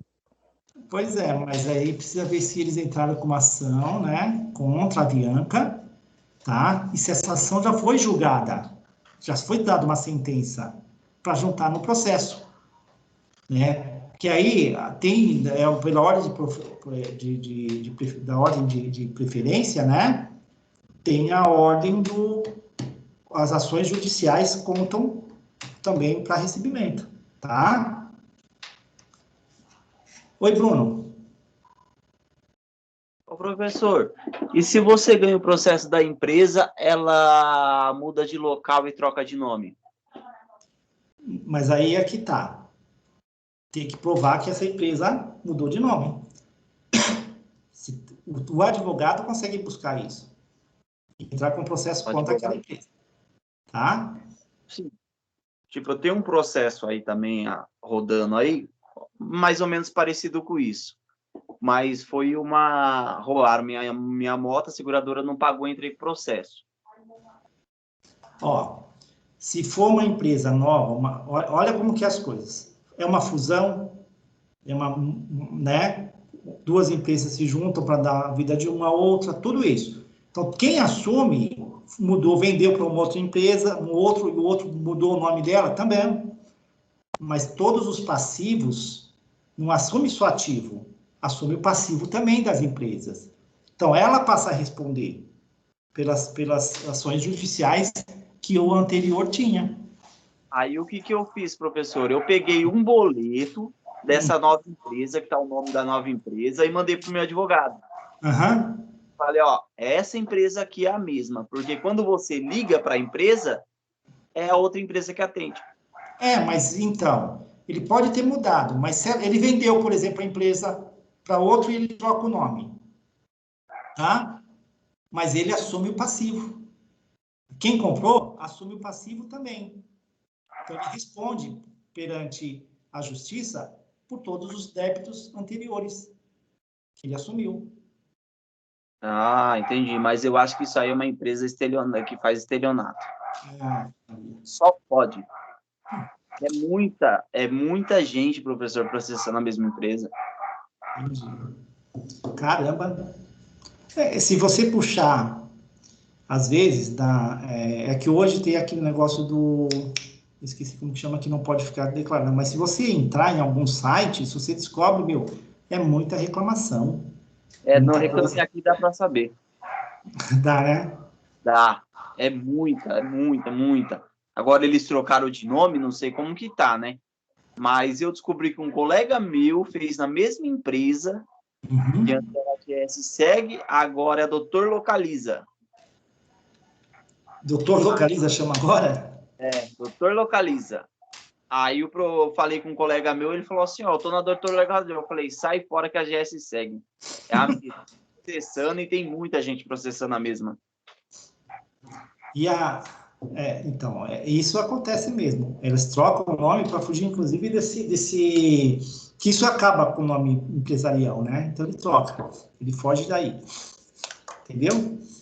Sandra?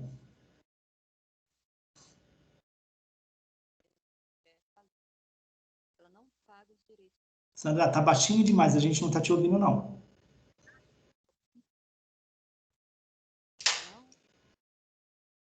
Gente, só eu não tô ouvindo a Sandra? Também não tô ouvindo, não. Sandra, não conseguimos te ouvir, querida.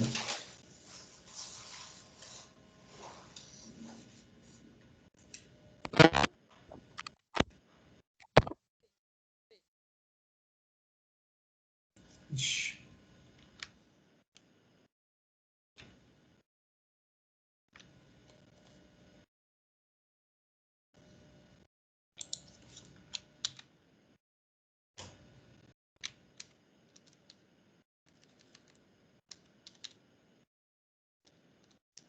Vem aqui pro Chico. Sala cheia de novo. Bom, né? Fico contente, hein? Olha a minha cara de felicidade. Tem dia que a gente... Quando você vê que o aluno não fica, você fica triste como professor. É sério. Dá até uma depressão na pessoa que você não tem noção. Mas é legal, ó. 41 alunos. Agora o pessoal começou assim. A gente chegou a 42 alunos que estavam acompanhando. Bom, gente, eu vou parar aqui a gravação agora para não esquecer, tá? Para sair para aqueles que não ficarem, para pôr de novo. Mas o que a gente vai fazer agora? Né? Como eu não dei intervalo, quem quiser esteja à vontade de sair, e quem quiser pode fazer o trabalho já para ir entregando, tá bom? Todos que estão aqui, pode ser que... Eu já fiz e já mandei, professor Paulo. Paulo, é isso aí. Gente, todos que estão aqui, querem que eu volte para a gente, novamente, no meu portal, para mostrar onde está o trabalho? Eu acho que era interessante, porque não estavam todos quando eu fiz isso, né? Então, por favor, porque não consegui acompanhar, a internet estava oscilando também. Então, vamos lá. Vou subir de novo a minha página lá. Peraí. Subir aqui. Pegar aqui. Peraí. Nesse caso aí, você quer uma opinião... É como se fosse a opinião nossa, né? Em cima do tema que a gente estudou. Não pode ser seu assim. Se lembra assim, a gente não é dono da nossa convicção, né? A gente tem as nossas convicções, mas a gente tem amparos. É isso que é o nosso exercício, não é? Diante de um tema, de um fato, a gente vai dar a nossa situação, mas amparado com a argumentação jurídica, não é? Ou argumentação do tema.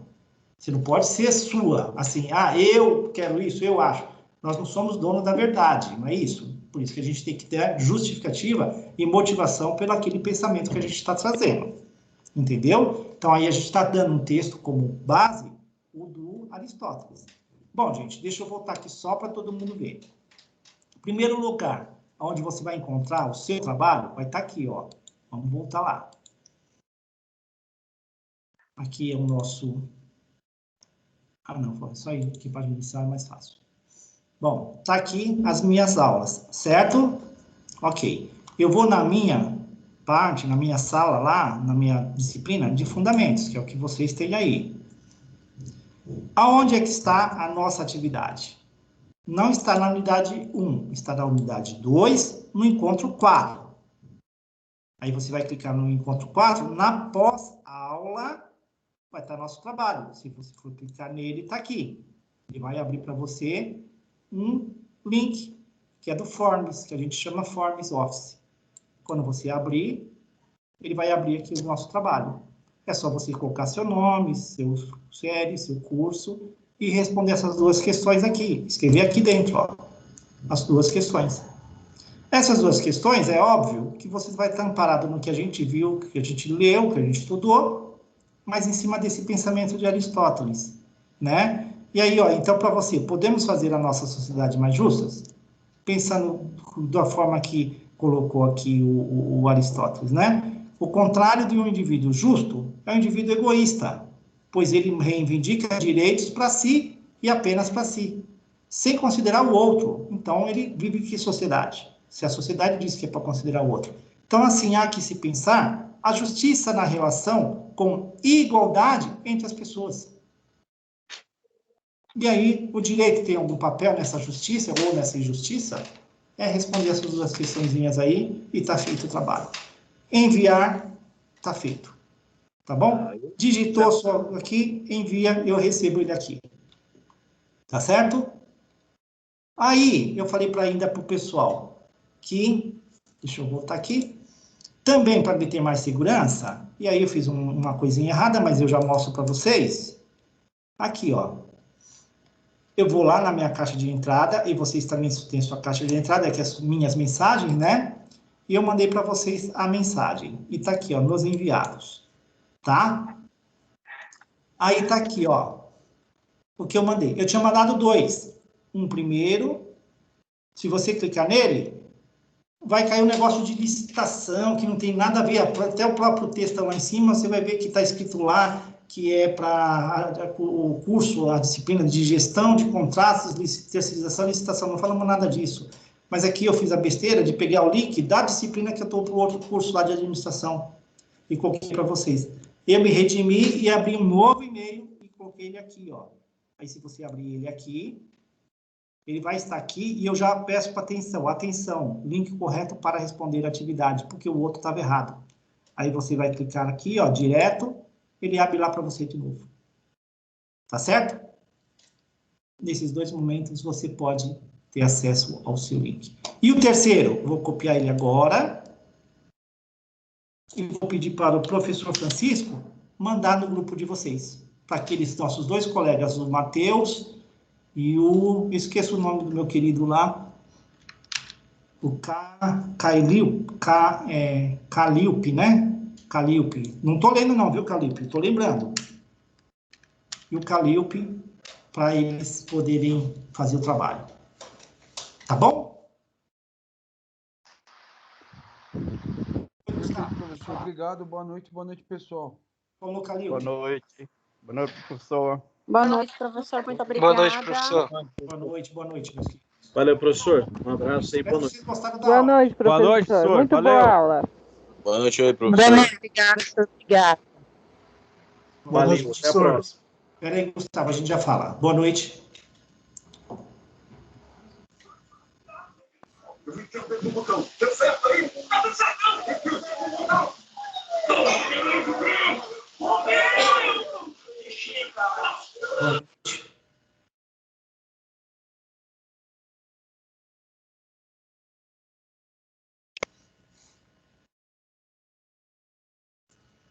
Pode falar, Gustavo.